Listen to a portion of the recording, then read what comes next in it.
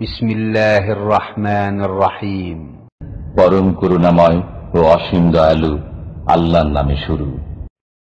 ومن أحسن قولا ممن دعا إلى الله وعمل صالحا وقال إنني من المسلمين.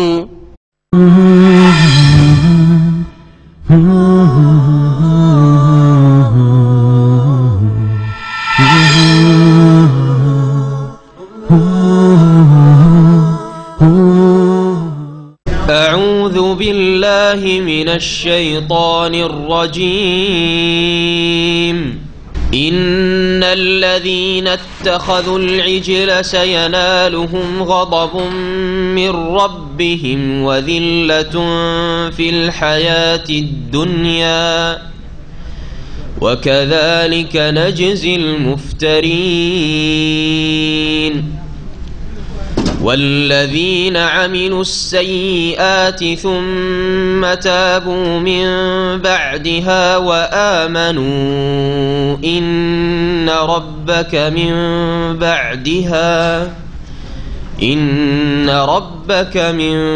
بعدها لغفور رحيم.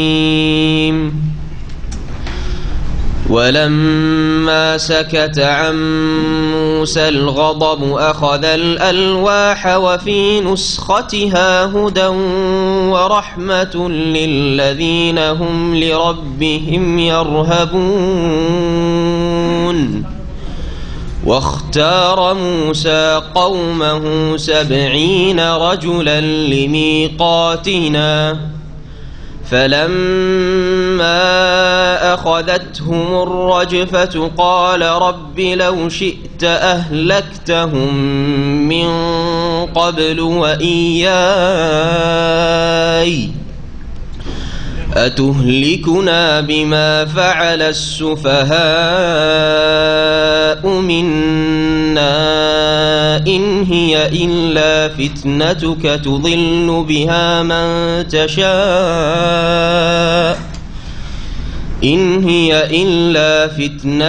تضل بها من تشاء وتهدي من تشاء أنت ولينا فاغفر لنا وارحمنا وأنت خير الغافرين. واكتب لنا في هذه الدنيا حسنة وفي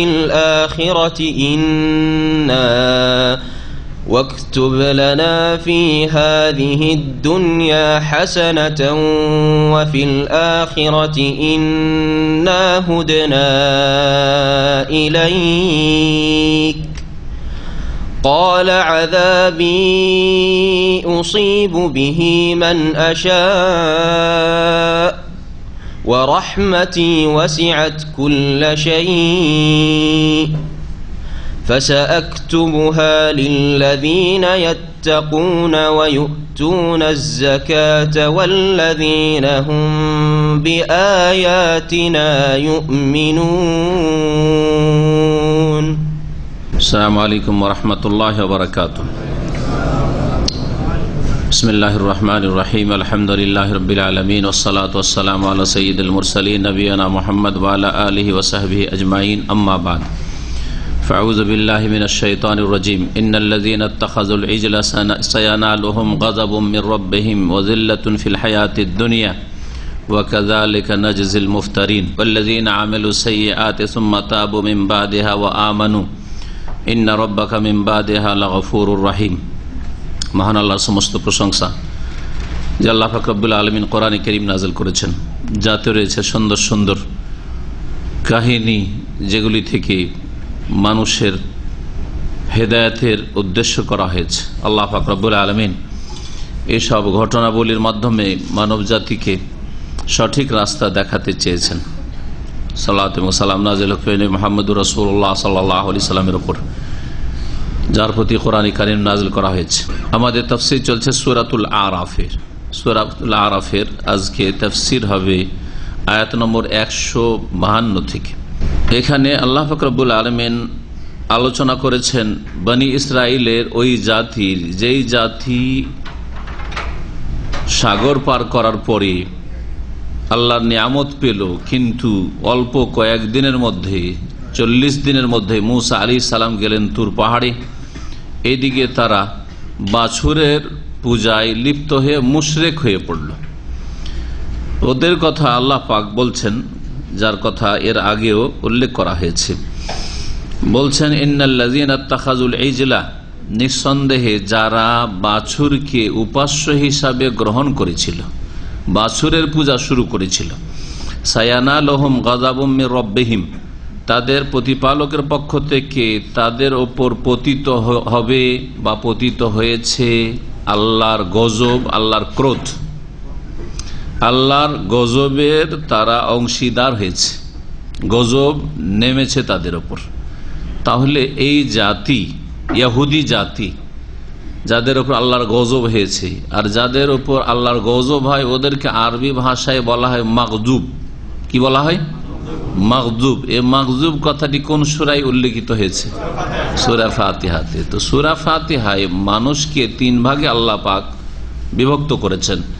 তার মধ্যে প্রথম শ্রেণীর মানুষ হচ্ছে আনআমতা আলাইহিম, আল্লাহ যাদেরকে পুরস্কৃত করেছেন তারা হচ্ছে মুমিনিন, আম্বিয়া রসুলগণ, সিদ্দিকিন অতি সত্যবাদী মুমিন, সোহাদা আল্লাহ রাস্তার শহীদ এবং ওলামা, ওয়াসসালিহিন এবং নেক মুমিন মুসলিম। এরা হচ্ছে যাদের উপর আল্লাহ পাক এনাম করেছেন, যাদেরকে আল্লাহ পুরস্কার দান করেছেন। আর দ্বিতীয় দল গায়রিল মাগদুবে আলাইহিম, দ্বিতীয় দল হচ্ছে মাগদুব আলাইহিম, যাদের ওপর আল্লাহ পাকের গজব হয়েছে। আল্লাহ ওদের রাস্তা দেখায়ও না, যাদের ওপর তোমার গজব হয়েছে, ক্রোধ হয়েছে, গজবকৃত জাতি, যাদের উপর গজব করা হয়েছে আল্লাহ পাকের, ওরা ইহুদিরা। গজব কেন তাদের ওপর হয়েছে? যে তারা জানতো, জানার পরেও তারা পাপিষ্ট ছিল। হ্যাঁ, জানার পরেও তারা কি ছিল? পাপী ছিল। জানে যে এটা হারাম, জানে যে এটা ওয়াজিব ফরজ, তারপরেও পালন করে না। জানার পরেও অমান্য করে, পালন করে না, অবহেলা করে। ওদের উপর আল্লাহর আরো বেশি রাগ ক্রোধ রয়েছে। এই জন্য গজবের কথা আল্লাহ উল্লেখ করেছেন। ইহুদি জাতিরা জানতো, তাওরাতের যথেষ্ট জ্ঞান ছিল তাদের কাছে। তাদের জন্য একজন আল্লাহ পাক রব্বুল আলামিন এমন রাসূল পাঠিয়েছেন যিনি তাওরাত নিয়ে এসেছেন, যিনি আল্লাহর সাথে সরাসরি কথা বলেছেন, কালিমুল্লাহ। তারপরেও তারা জ্ঞান থাকা সত্ত্বেও জ্ঞান পাপী ছিল। এই জন্য ওদের উপর আল্লাহর গজব হয়েছে। এই চরিত্র যে কোনো মানুষের মধ্যে থাকবে। তারা ওই ইহুদিদের যেহেতু চরিত্র গ্রহণ করেছে, সেই জন্য ইহুদির উপর গজব হয়েছে। যারা জানার পরেও আমল করবে না, তাদের উপর আল্লাহর গজব হবে। এটা শুধু ইহুদিদের সাথে খাস নয়, মাগজুব আলাইহিম। ইহুদিরা হচ্ছে প্রথম সারির মাগজুব আলাইহিম, আর ওদের অনুসারী যারা জানছে তারপর আমল করছে না, ওদের উপর আল্লাহর গজব হইতে থাকবে। মুসলিম সমাজের ওই সব লোকেরা যারা জানার সুযোগ সুবিধা পেল, জানলো অথবা জানার সুযোগ সুবিধা পেল, যেমন সৌদি আরবে যারা এসেছেন জানার সুযোগ সুবিধা পেয়েছেন, সহি আকীদা জানার সুযোগ পেয়েছেন, সহি সুন্নাত জানার সুযোগ পেয়েছেন। এখানে স্পষ্ট হয়েছে যে আমাদের দেশে প্রচলিত ইসলাম আর এখানকার ইসলাম আমলে পার্থক্য, আকীদাই পার্থক্য। হ্যাঁ, যেটাকে আমাদের দেশের লোকেরা নেকির কাজ মনে করি, এখানে পাওয়াও যায় না। সবে মেরাজ পাওয়া যায় না, সবে বরাত পাওয়া যায় না। প্রশ্ন জাগছে, তারপরে উত্তর নিলেন না, চলে গেলেন চোখ বন্ধ করে, অন্তরকে বন্ধ করে। আল্লাহর গজব হবে যদি চোখ না খোলেন। তাহলে জানার সুযোগ আসলো, অথবা জানলেন তারপরে পালন করলেন না, সংশোধন করলেন না, গজব হবে। মাগজুব আলিম দ্বিতীয় শ্রেণীর মানুষ। ওয়ালাদ দাল্লিন তৃতীয় শ্রেণীর মানুষ হচ্ছে দল্লিন, যারা পথহারা, পথভ্রষ্ট, গোমরাহ, রাস্তা হারিয়ে ফেলেছে। ওরা কারা? ওরা হচ্ছে যারা না জানার কারণে ভুল করেছে। না জানার কারণে কি করেছে? ভুল পথে পরিচালিত হয়েছে। ওরা হচ্ছে খ্রিস্টানরা। খ্রিস্টানরা অজ্ঞ, ধর্মকর্ম করে অজ্ঞতার সাথে। সংসার ত্যাগী, বনে জঙ্গলে গিয়ে কঠোর পরিশ্রম করে ইবাদত বন্দেগী রিয়াজত করেছে, কিন্তু অজ্ঞতার সাথে জানলো না, জানার সুযোগ সুবিধার চেষ্টা করলো না, অজ্ঞতায় থাকলো, কিন্তু কিছু আমল করলো, অজ্ঞতার ভিত্তিতে আমল, ভুল আমলগুলি, কাজগুলি ভুল, ওদের ওপর গজব নেই, কি আছে, ওরাকে আল্লাহ বলছেন যে এরা পথ হারা, জান্নাতের পথ হারা। কোন পথে রয়েছে তাহলে? জান্নাতের পথ হারিয়ে দিয়েছে। সেরাতে মোস্তাকিম, তার আগে বলা হয়েছে সেরাতে মোস্তাকিম হারিয়ে দেওয়া দাল্লিন, সেরাতে মোস্তাকিম হারিয়ে দিয়েছে, সুতরাং সেরাতে মোস্তাকিম একমাত্র জান্নাত পৌঁছাবে, সরল পথ। সরল পথে যখন নেই তখন জাহান্নামে যাবে, তাহলে দাল্লিনও জাহান্নামে যাবে আর মাগজুব আলিমও জাহান্নামে যাবে। তো মানব জাতির সিংহভাগ জাহান্নামে যাবে, এটা সূরা ফাতিহা প্রমাণ করে। মাগজুব আলিমও জাহান্নামী, যারা জানার পরে আমল করলো না, আর যারা জানলো না আমলও করলো না তারাও জাহান্নামী, দাল্লিন। মুসলিম সমাজে দুই শ্রেণীর মানুষ আছে, তিন শ্রেণীর মানুষ আছে। প্রথম শ্রেণী হচ্ছে আল্লাহ পুরস্কৃত করবেন আম্বিয়া রসুলগণ এবং তাদের অনুসারী, শেষ নবী মুহাম্মদ সাল্লাল্লাহু আলাইহি ওয়াসাল্লাম তার অনুসারী, কোরআন সুন্নাহর অনুসারী, জানা আকীদা আমলে ইবাদতে পুরস্কার পাবে আল্লাহ পাকের কাছে। আর বিদআতপন্থীদের মধ্যে দুই শ্রেণীর লোক আছে, বেআমল, আমল করে না,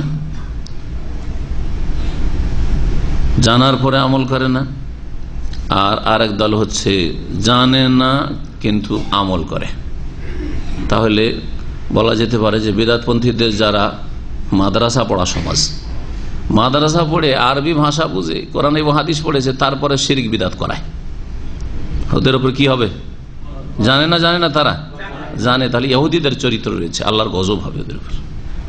আর জনগণ যারা মোটা খায় মোটা বোঝে, জানার ধারে না, জানার সুযোগ সুবিধাও নেয়, জানলোই না, ও বেপরোয়া, দুনিয়া নিয়ে ব্যস্ত থাকলো। হুজুররাই মেলা রকম কথা বলছে, আমরা কোনটা করবো, বাদ দে, এসব বাদ দে, যেটা করছি ওটাই কর। এরা হচ্ছে দল্লিন, এরা হচ্ছে দল্লিন, পথভ্রষ্ট। তো না দল্লিন হবেন না মাগজুব আলী হবেন, ইহুদিদের চরিত্র থেকে মুক্ত হইতে হবে, খ্রিস্টানদের চরিত্র থেকে মুক্ত হইতে হবে, আর আনামতা আলাইহিমের দলে শামিল হইতে হবে। আল্লাহ পাক যেন তৌফিক দান করেন। বলছেন যে গজব হয়েছে তাদের উপর, এই যে ইহুদিদের উপর গজব হয়েছে, এই বনি ইসরাইল ইহুদিদের পূর্বপুরুষ মুসা আলাইহিস সালামের সাথী সঙ্গী মাত্র 40 দিনের মধ্যে বাছুরের পূজা শুরু করেছে, আল্লাহর গজব হয়েছে। ওয়াজিল্লাতুন ফিল হায়াতিদ দুনিয়া, আর পার্থিব জগতে তাদের উপর লাঞ্ছনা লাগিয়ে দেওয়া হয়েছে, লাঞ্ছিত করে রাখা হয়েছে, আল্লাহ পাকের পক্ষ থেকে লাঞ্ছনা রয়েছে তাদের জন্য।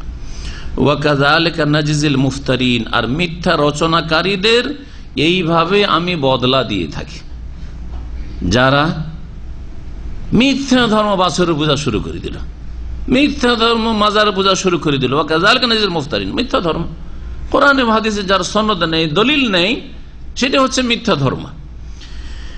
এদেরকে আল্লাহ এইভাবেই কি করেন, লাঞ্ছিত করেন দুনিয়ায়। ওয়াল্লাযীনা আমিলু সাইয়্যাত, আর যারা খারাপ কাজগুলি করবে, খারাপ কাজ করলো, মন্দ কাজে লিপ্ত হইল, সাইয়্যাতুনের বহু বচন সাইয়্যাত, বহু মন্দ কাজ রয়েছে, এই জন্য আল্লাহ বহু বচন বলেছেন। যারা মন্দ কথা কাজে লিপ্ত হবে, সুম্মা তাবু মিন বাদিহা, মন্দ কাজে লিপ্ত হওয়ার পরে তারা তওবা করে নিল, সংশোধন যদি করে নাই তো ভাগ্যবান। ওয়া আমানু, এবং তারা ঈমান নিয়ে আসলো বা ঈমানের নবায়ন করলো। কাফের কুফরি থেকে যদি তওবা করে তাহলে ঈমান নিয়ে আসলো, আর মুসলিম, ইসলাম ভঙ্গ হয়নি, বিভিন্ন পাপে জড়িয়ে গেছিল, তাহলে ঈমানে নতুনত্ব নিয়ে আসলো, সুন্দর করলো ঈমানকে। আমান, তাহলে আল্লাহ পাক অবশ্যই মাফ করবেন, ক্ষমার দরজা খোলা আছে, মানুষের মওত যতক্ষণ আসেনি। ইন্না রাব্বাকা মিন বাদিহা লাগাফুরুর রহিম, হে নবী মুহাম্মদ সাল্লাল্লাহু আলাইহি ওয়াসাল্লাম, নিঃসন্দেহে তোমার প্রতিপালক এর পরে, মানে তওবার পরে, মানুষ যখন তওবা করে, গুনাহ করার পরে, মিন বাদি সাইয়্যাত, গুনাহ মানুষের করার পরে যদি তওবা করে ফিরে আসে, তো অবশ্যই তিনি বড় মার্জনাকারী, গফুর, আর অবশ্যই তিনি বড় দয়ালু। মুসা আলাইহিস সালাম যখন ফিরে আসলেন তাওরাত নিয়ে 40 দিন পরে, গত সপ্তাহে আলোচনা হয়েছে, আসার পরে দেখলেন যে জাতি সব তো বাছুর পূজায় লেগে গেছে, আর হারুন আমার ভাই, তিনিও নবী, তাকে আমার খলিফা স্থলাভিষিক্ত করে গেলাম, তো হারুন করলো কি? হারুনকে একটু ধমক টমক দিল, শেষে বুঝতে পারল যে হারুনের কোনো দোষ নেই, হারুনকেই তারা খুন করার জন্য উদ্যত হয়েছিল। জানতে পারলেন, দুইজনে আল্লাহর কাছে ক্ষমা চাইলেন দুই ভাইয়ের জন্য। রাগ এত হয়েছিল যে তিনি কি করেছিলেন, রাগে বরদাস্ত না করতে পেরে, আর এটা আল্লাহর দিনের জন্য রাগ। নিজের রাগ হচ্ছে দুই রকম, একটা হচ্ছে ব্যক্তি স্বার্থের রাগ, আপনার সাথে আমার দুনিয়ার স্বার্থে কোনো আঘাত লেগেছে সেই জন্য রাগারাগি। এই রাগারাগি আল্লাহ কখনো পছন্দ করেন না। এই রাগ থেকে সব সময় মুক্ত থাকতে হবে। এই রাগ বর্জনীয়, এই রাগ আল্লাহ পাককে অসন্তুষ্ট করে। দুনিয়ার গরজে, নেতৃত্বের জন্য আপনার সাথে রাগারাগি, নয় পয়সার জন্য রাগারাগি, না হয় আপনার কোন দুনিয়ার যে কোনো স্বার্থের জন্য রাগারাগি, দুনিয়ার গরজে রাগারাগি, এটা আল্লাহ কখনো পছন্দ করেন না। সুতরাং এই রকমের রাগ থেকে, এই রকমের কলহ থেকে মুক্ত থাকতে হবে। আর একটি রাগ হচ্ছে আল গাযাব লিল্লাহ, আল্লাহর জন্য। আল্লাহর জন্য ভালোবাসা, আল্লাহর জন্য শত্রুতা। আল্লাহর জন্য ভালোবাসি আর আল্লাহর জন্য শত্রুতা রাখি। রাগ যদি কারো উপরে করি তো আল্লাহর জন্য করি, আর যদি কারো উপর যদি সন্তুষ্ট হয় তো আল্লাহকে সন্তুষ্ট করার জন্য। এটা আল্লাহর কাছে পছন্দনীয়। তো মূসা আলাইহিস সালামের রাগ দুনিয়ার কোনো স্বার্থে ছিল না, ওদের সাথে দুনিয়ার কোনো বিবাদ ছিল জাতির সাথে। কি জন্য তার এত রাগ হইল? যে এতদিন ধরে পরিশ্রম করলাম, হেদায়েত করলাম, আর তোমাদেরকে ফেরাউন জালেমের কবল থেকে উদ্ধার করে নিয়েছিলাম, তোমরা গোলামি করছিলে, তোমাদের বেঁচে থাকার অধিকার ছিল না পুরুষদের, আর তোমাদের নারীরা তাদের ঘরের দাসী ছিল, কত তোমরা নির্যাতিত ছিলে। আল্লাহ পাক উদ্ধার করে, আল্লাহর নিয়ামতের শুকরিয়া আদায় করলে না, আমারও কথা একটু খেয়াল করলে না যে কত ঝুঁকির এই জীবন ছিল। আর তারপরে আল্লাহ পাকের কত বড় নিয়ামত, আল্লাহ সমুদ্রের রাস্তা করে দিলেন। আবার এখানে আল্লাহর নিয়ামত, চারিদিক থেকে নিয়ামত আর নিয়ামত, এ তিহের ময়দানে। তারপরে বাছরের পূজা, রাগ আর বরদাস্ত হইলেন আল্লাহ পাকের জন্য। এই রাগ আল্লাহর জন্য। গায়রাত, একে বলা হয় দ্বীনি গায়রাত, দ্বীনি আত্মমর্যাদা বোধ।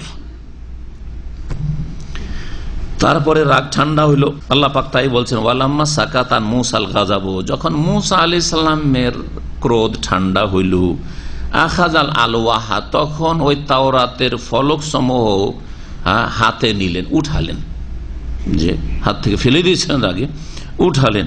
ওয়াফি নুসখাতিহা হুদাম ওয়া রাহমাহ, সেই তাওরাতের ফলক সমূহে, নুসখা বলা হয় কপিকে, ওই তাওরাতের কপি, কপি মানে ফটোকপি নয়, ওতে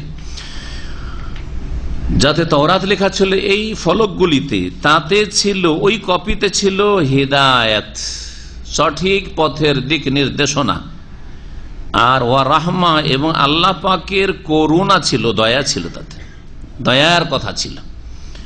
কার জন্য, কারা এই রহমত হাসিল করবে আর কারা তাওরাত থেকে হেদায়েত হাসিল করবে বা করেছে? লিল্লাযিনা হুম লিরাব্বিহিম ইয়ারহাবুন, ওই সব লোকদের জন্য যারা তাদের প্রতিপালককে ভয় করে, যারা প্রতিপালককে ভয় করে। ঠিক এইরকমই কথা কোরআনে কারীম সম্পর্কে বলা হয়েছে।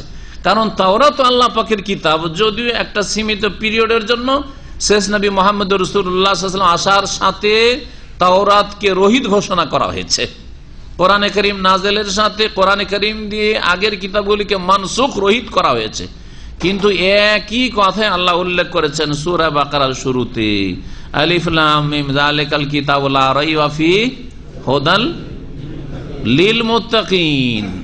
এই কিতাবে, কোরআনে কারীমে কোনো সন্দেহ নেই, লা রাইবা ফিহি হুদাল লিল মুত্তাকিন, এতে দিক নির্দেশনা, হেদায়েত রয়েছে। এখানে হুদান রাহমা বলা হয়েছে, হেদায়েত রয়েছে। কিন্তু কার জন্য? সকল মানুষ উপকৃত হবে। লিল মুত্তাকিন, যারা আল্লাহকে ভয় করে, যারা পাপ থেকে বাঁচতে চায় আল্লাহর ভয়, মুত্তাকিন আল্লাহ বিরোধের জন্য। কোরআনের ক্ষেত্রে মুত্তাকিন বলা হয়েছে, এখানে বলা হয়েছে ইয়ারহাবুন, যারা ভয় করে। রাহাবাতুন মানে ভয় করা, আর তাকওয়া মানে আল্লাহর ভয়ে পাপ থেকে, আল্লাহর অসন্তুষ্টির কথা কাজ থেকে বেঁচে থাকা, সংযত জীবন যাপন করা। তাহলে কোরআন দ্বারা উপকৃত কারা হবে? যাদের মধ্যে আল্লাহর ভয় রয়েছে, আল্লাহর ভয়ে ভালো কাজ করতে চাই আর মন্দ কথা কাজ থেকে বাঁচতে চাই, ওরা হচ্ছে মুত্তাকিন।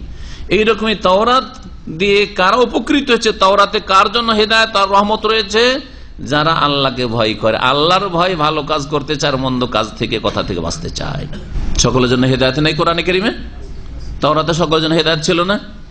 তো সকল বলতেন, সকল মানুষের জন্য। কেন বলেন মুত্তাকিন, কেন বললেন ইয়ারহাবুন, কেন বললেন? বলেন ঘি সকলের উপকার আছে না কারো অপকার আছে? হ্যাঁ, ঘি সবাই খেতে পারেন, হজম করতে পারেন? তো ঘি ভালো জিনিস না খারাপ জিনিস? যে খেতে পারেন বলছে ঘি খুব খারাপ জিনিস। ভাই মানবেন যে ঘি খারাপ?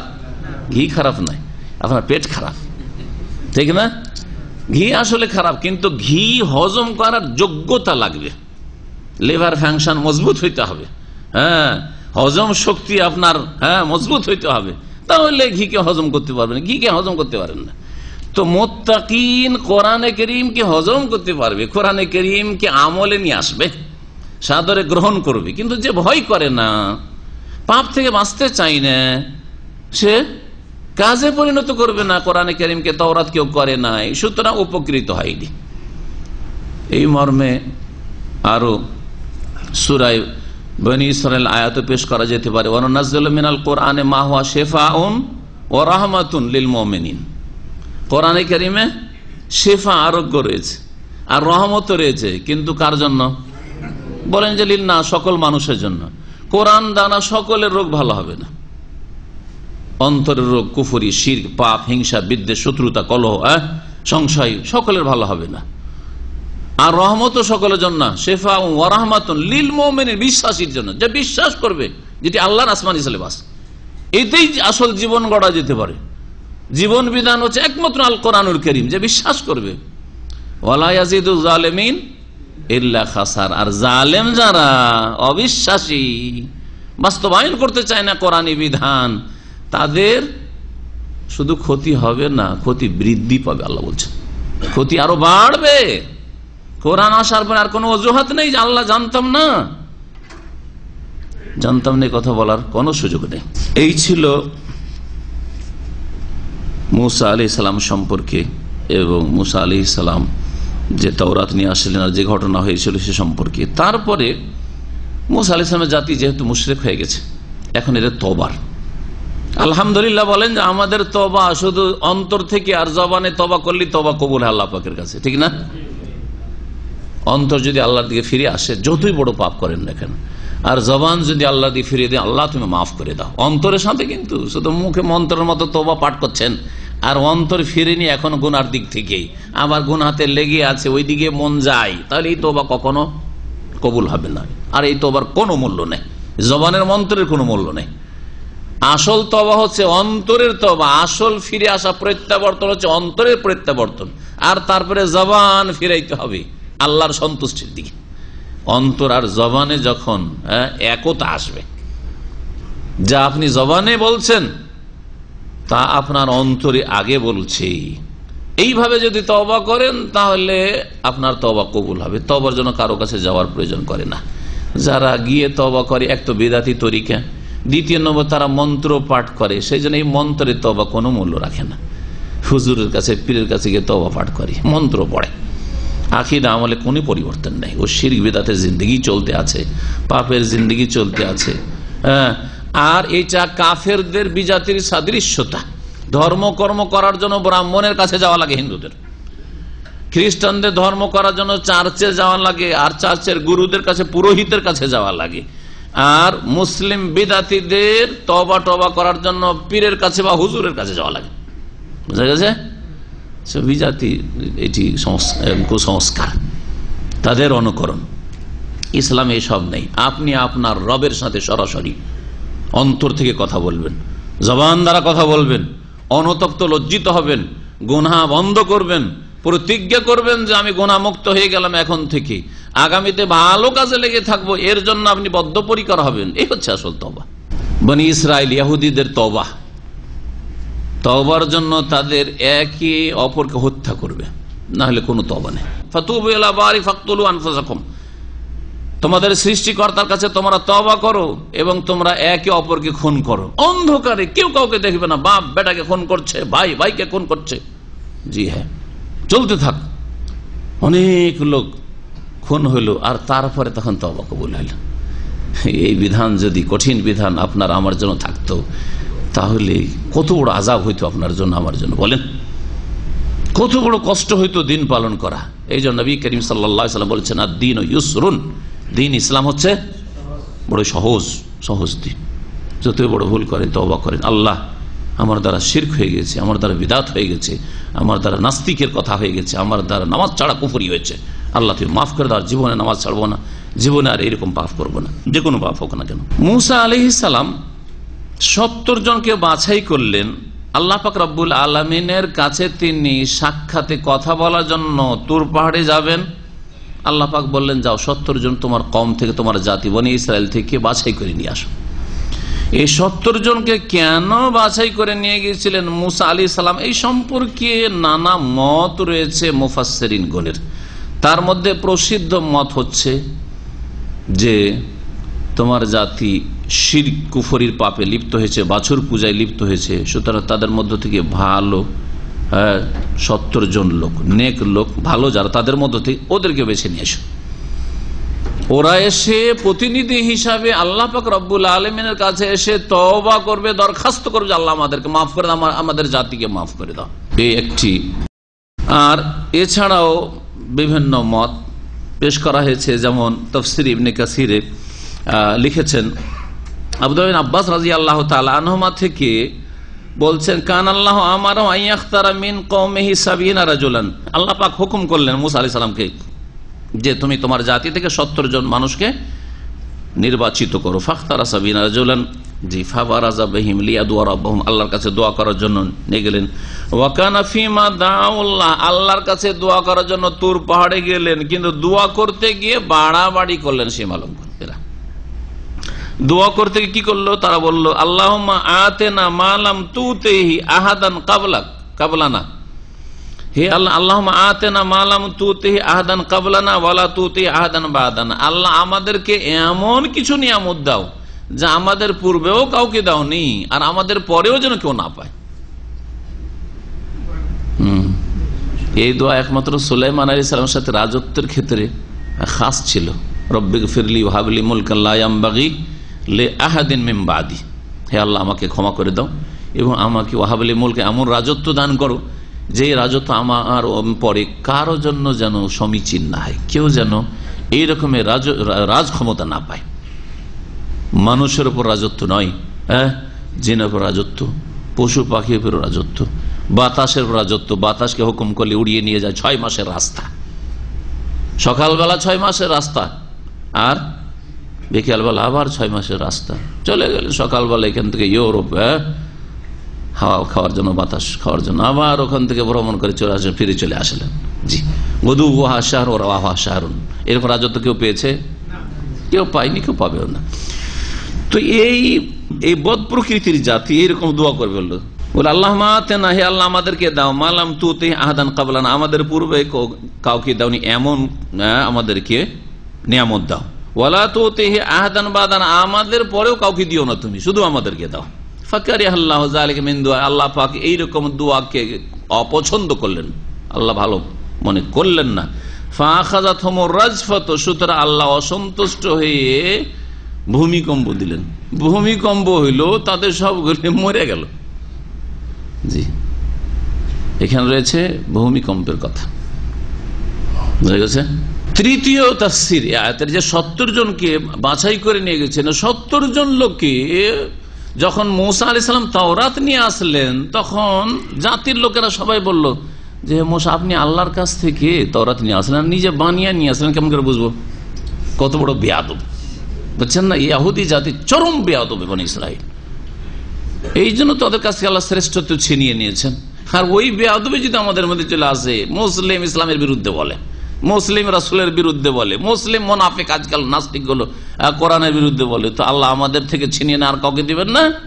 এই কথা বলছে, ওয়াইন তাতাওয়াল্লাউ ইয়াস্তাবদিল কওমান গায়রাকুম সুম্মা লা ইয়াকুনু, তোমরা যদি ফিরে যাও ইসলাম থেকে, তোমাদেরকে আল্লাহ সরিয়ে দেবেন, আর অন্যদেরকে নেতৃত্বে আল্লাহ পাক পৃথিবী নিয়ে আসবেন, আর ওদেরকে আল্লাহ পাক রব্বুল আলামিন মান ইজ্জত দেবেন।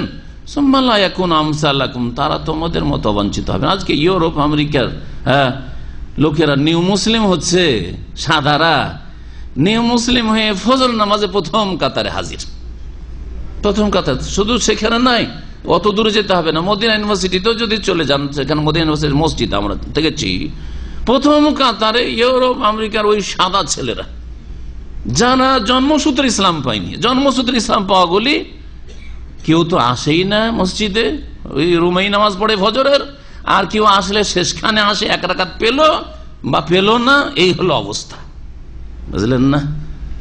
জি হ্যাঁ, তো আল্লাহ পাক নেতৃত্ব কারোর জন্য কুক্ষিগত করে রাখেননি। আমল খারাপ হইলে আল্লাহ পাক ছিনিয়ে নেবেন, অন্যদেরকে আল্লাহ দিয়ে দেবেন। তোমরা খেদমত করবে না ইসলামের, তোমরা ইসলামের প্রচার প্রসার করবে না, তোমরা ইসলামের জন্য কোরবানি দেবে না, যারা কোরবানি দেওয়ার মতো যোগ্যতা রাখে তাদেরকে দিয়ে দেবো নেতৃত্ব।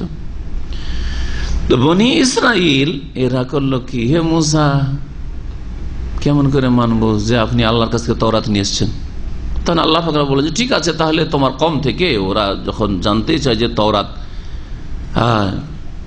নিয়ে এসছো তুমি আমার কাছ থেকে, আর আমার সাথে তুমি কথা বলো, এটা জানতে চায়। আপনি যে আল্লাহর সাথে কথা বলেন কেমন করে জানবো? তো আল্লাহ বলে যে ঠিক আছে, 70 জনকে বাছাই করো তোমার কম থেকে, 70 জনকে বাছাই করে নিয়ে আসো তোর পাড়ে, ওরা শুনবে। মুসা তুমি আমার সাথে কথা বলবে, ওরা শুনবে।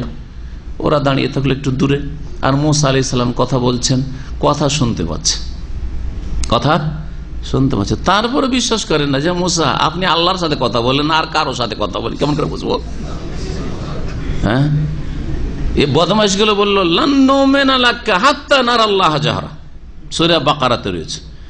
সূরা বাকারা আয়াত নম্বর 47 থেকে ওই ঘটনাগুলি বর্ণনা করা হয়েছে, 55, 56 এগুলো তো লান নুমিনা লাকা, হে মুসা আপনার এই কথা বিশ্বাসই করবো না, আপনি আল্লাহর সাথে কথা বলে এলেন, আপনি আল্লাহর সাথে কথা বললেন, আমরা কথা শুনলাম ঠিক আছে, কিন্তু আল্লাহর সাথে না কার সাথে? লান নুমিনা লাকা, বিশ্বাসই করবো না, হাত্তা নারাল্লাহ জাহরাতান, যতক্ষণ আল্লাহকে সামনাসামনি আমরা না দেখতে পাবো। জাহারাতান প্রকাশ্যে আমরা দেখতে চাই আল্লাহকে। ফাখাযাতুহুমুস সায়কা, আল্লাহ বলছে তখন তাদেরকে বজ্র আঘাত করলো। ওখানে বজ্রের কথা রয়েছে, বজ্রাঘাত হলো তাদের উপর, বিদ্যুতের যে বজ্রাঘাত হয়, বজ্রাঘাতে তারা সব মরে গেল 70 জন। এখানে রয়েছে রাজফা, তাহলে সমন্বয় কি? যে ঘটনা একটি হয় তাহলে আর ঘটনা একটি, আল্লাহু আলাম। বলেছে মুফাসসিরগণ যে 2 রকম আযাবে তারা মরেছে, এদিকে নিচে থেকে জমিন থেকে ভূমিকম্প শুরু হয়েছে, আর ওপর থেকে বজ্রাঘাত হয়েছে, তাতে তারা সবগুলি মরে গেল। মুসা আলাইহিস সালাম তো পেরেশান হয়ে গেলেন যে আল্লাহ জাতির কাছে ফিরে যাব একাই, আর এই 70 জন মরে গেল, তো তুই তো মেরে দিয়ে চলে এসেছিস, আর এক বিপদ, তাই না? এই যে সবকে খুন করে দিয়ে চলে এসছে, ঠিক না?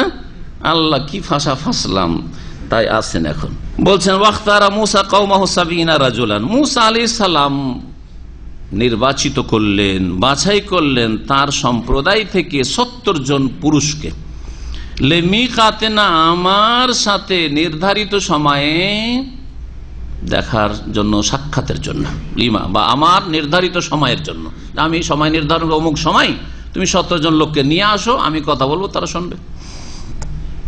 ফালাম্মা আখাযাতহুমুর রাজফা, যখন তাদেরকে ভূমিকম্প পাকড়াও করলো, যখন তারা দেখতে চাইলো সরাসরি আল্লাহকে দেব, তখন ভূমিকম্প শুরু হয়ে গেল, মরে গেল সবগুলি। যখন মরে গেল তখন মুসা আলাইহিস সালাম বললেন রব্বে, হে আমার প্রতিপালক, লাউ শি'তা আহলাকতাহুম মিন ক্বাবলু, হে আল্লাহ তুমি যদি চাইতে তাদেরকে এর আগেই ধ্বংস করে দিতে, এখন কেন এইখানে নিয়ে এসে ধ্বংস করলে? যখন বাছুর পূজা করেছিল এরা, তখনই সব পুরো জাতিটাকে ধ্বংস করতে, এরাও ধ্বংস হয়ে যেত, ওখানে সবাই দেখতো যে ধ্বংস হয়ে গেছে, কিন্তু ওরা ওখানে বেঁচে আছে বাছুর পূজারীরা, আর ওদের প্রতিনিধি 70 জন এখানে যদি মারা যায় তো কেমন অবস্থাটা হইল আমার, কি বলবো গিয়ে জাতিকে? রব্বে লাউ শি'তা আহলাকতাহুম, আল্লাহ তুমি যদি চাইতে এদেরকে ধ্বংস করে দিতে মিন ক্বাবলু, এর পূর্বেই, ওখানে যখন বাছুর পূজা করেছিল, ওয়া ইয়া, এবং আল্লাহ তুমি চাইলে আমাকে ধ্বংস করতে পারতে আগেই। আতুহলিকুনা বিমা ফাআলাস সুফাহু মিন্না, আমাদেরকে কি হে আল্লাহ তুমি ধ্বংস করে দেবে আমাদের নির্বোধগুলির অপকর্মের কারণে, বা ভুলের কারণে, অন্যায়ের কারণে। বিমা ফাআলাস সুফাহু, সাফিহুনের বহুবচন সুফা, নির্বোধ, যেটাকে আমাদের দেশের ভাষায় বেকুব লোক বলা হয়, সাফিহুন বেকুব লোক, যে নির্বোধ, বুঝে কম। তো আমাদের অবুঝ বা নির্বোধ লোকগুলির কর্মের কারণে তুমি কি আমাদেরকে ধ্বংস করে দেবে? ইনহিয়া ইল্লা ফিতনাতুকা, হে আল্লাহ এই তো একমাত্র তোমার পরীক্ষা, তুমি তো আমাকে পরীক্ষা ফেলে দিলে। তুযিল্লু বিহা মান তাশাউ, যাকে চাও তুমি এই পরীক্ষা দ্বারা পথভ্রষ্ট করো। ওয়া তাহদি মান তাশাউ, পরীক্ষার মাধ্যমে যারা উত্তীর্ণ হয় তাদেরকে তুমি হেদায়েত করো, যাকে তুমি চাও হেদায়েত দান করো।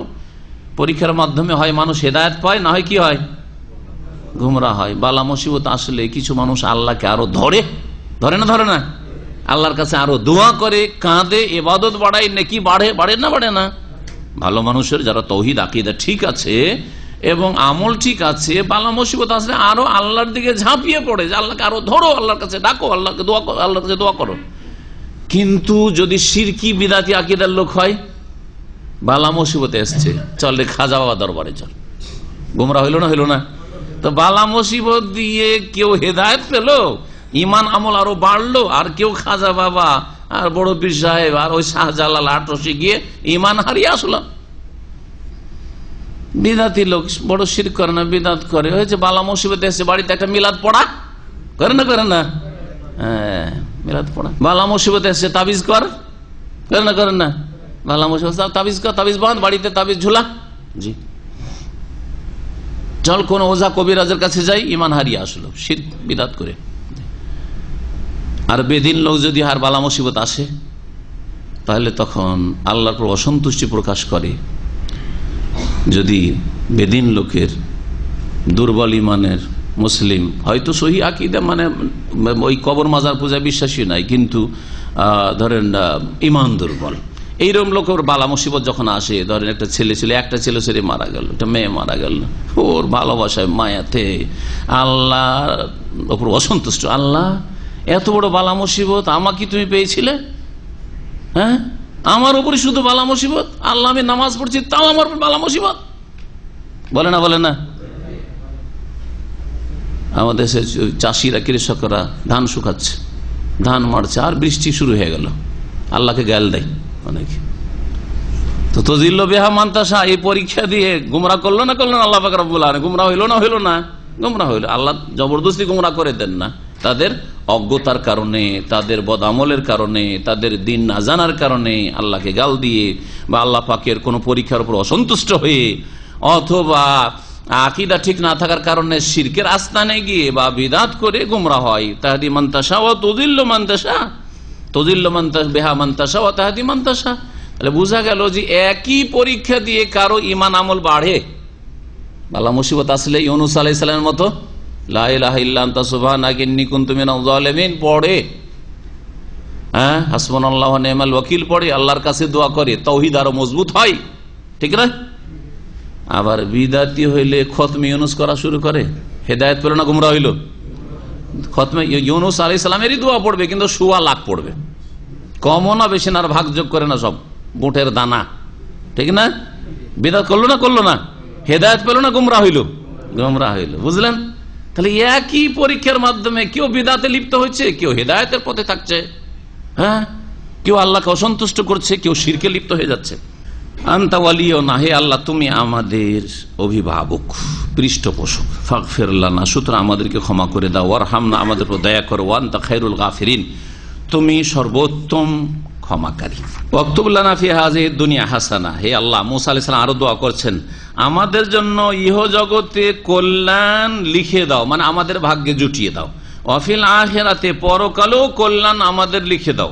তাহলে এখানে যে দোয়াটি রয়েছে শব্দের পার্থক্যের সাথে একই দোয়া, মুমিনদের দোয়া সূরা বাকারাতে শেখানো হয়েছে, রব্বানা আতিনা ফিদ দুনিয়া হাসানা ওয়া ফিল আখিরাতি হাসানা ওয়া কিনা আযাবান্নার, দুনিয়ার হাসানা দান করো, আখিরাতের হাসানা কল্যাণ দান করো। এখানে ওয়াকতুব লানা, ওখানে আতেনা, এখানে ওয়াকতুব লানা।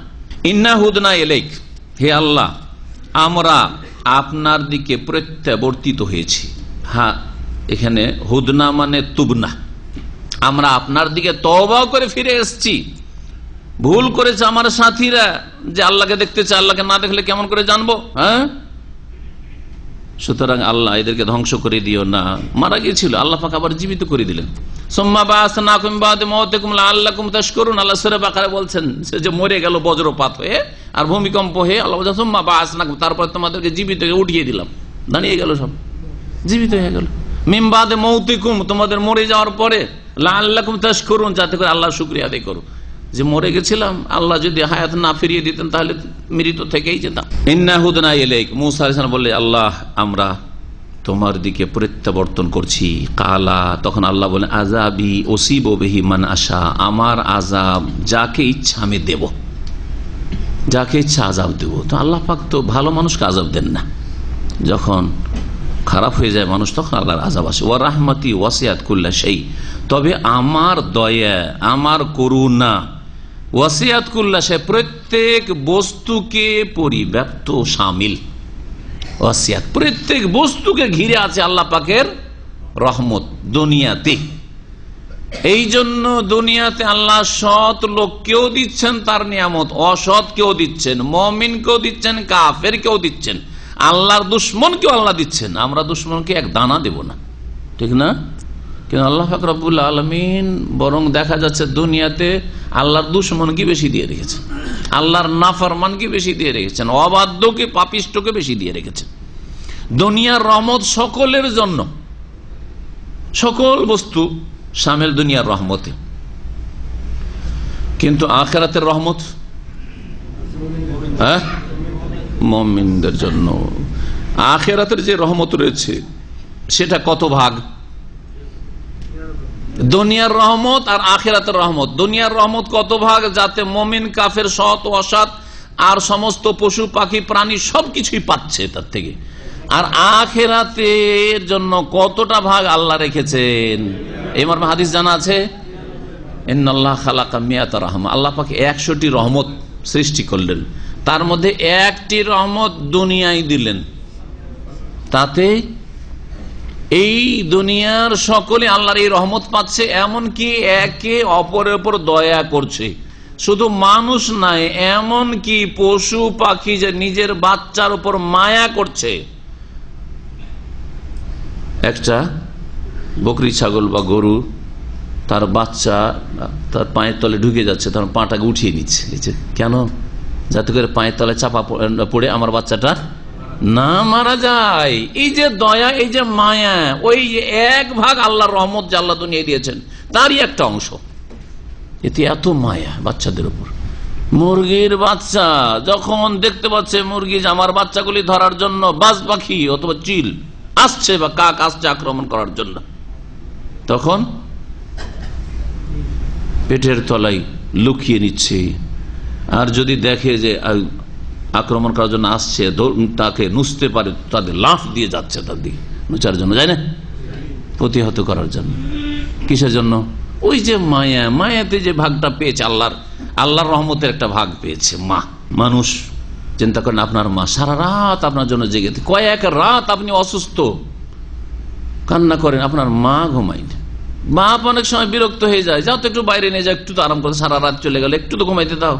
মা, আপনার স্ত্রী বাচ্চাকে নিয়ে বাইরে চলে গেছে, ঘোরাঘুরি করছে, সারা রাত জাগছে, এরকম হয় নাকি? না, এগুলো বুঝেন না, আপনার বোধ শক্তি নেই। হ্যাঁ, তারপরে যদি মায়ের সাথে খারাপ আচরণ করেন, তারপরে যদি স্ত্রীর সাথে খারাপ আচরণ করেন, আপনার বাচ্চাগুলো, আপনার মনটা বিরক্ত হয়ে যায়। সকালে ডিউটি করতে হবে আর সারা রাত চলো, রাত 2টা 3টা বেজে গেল, ঘুমাইতে পেলাম না, বাচ্চার জন্য বাইরে নিয়ে যাও। অনেক সময় করে দেন আপনি, কিন্তু আপনার স্ত্রী করে না এই কাজটা, যে আমিও বাচ্চাকে বাইরে ফেলে এসে আমিও শুয়ে যাই, আমারও তো জান আছে, আমারও তো শরীর আছে, আমারও তো ঘুম আছে, করে না। তারপরে স্ত্রীর সাথে খারাপ আচরণ কেন? আল্লাহ পাক যেন আমাদের সকলকে হেদায়েত দান করেন। কি বলছিলাম? 99টি রহমত আল্লাহ পাক রব্বুল আখিরাতের জন্য খাস রেখেছেন। নবী কারীম সাল্লাল্লাহু আলাইহি ওয়াসাল্লাম, এই রহমত একমাত্র পাবে কারা? একমাত্র মুমিন মুত্তাকি, আল্লাহকে ভয় করে যারা ফরজ ওয়াজিব আদায় করেছে, হারাম নাজায়েজ থেকে বেঁচে থেকেছে, যাদের ঈমান ছিল, ঈমান নষ্ট করেনি, কমপক্ষে সরিষা পরিমাণ তার ঈমান ছিল, তাওহীদ ছিল।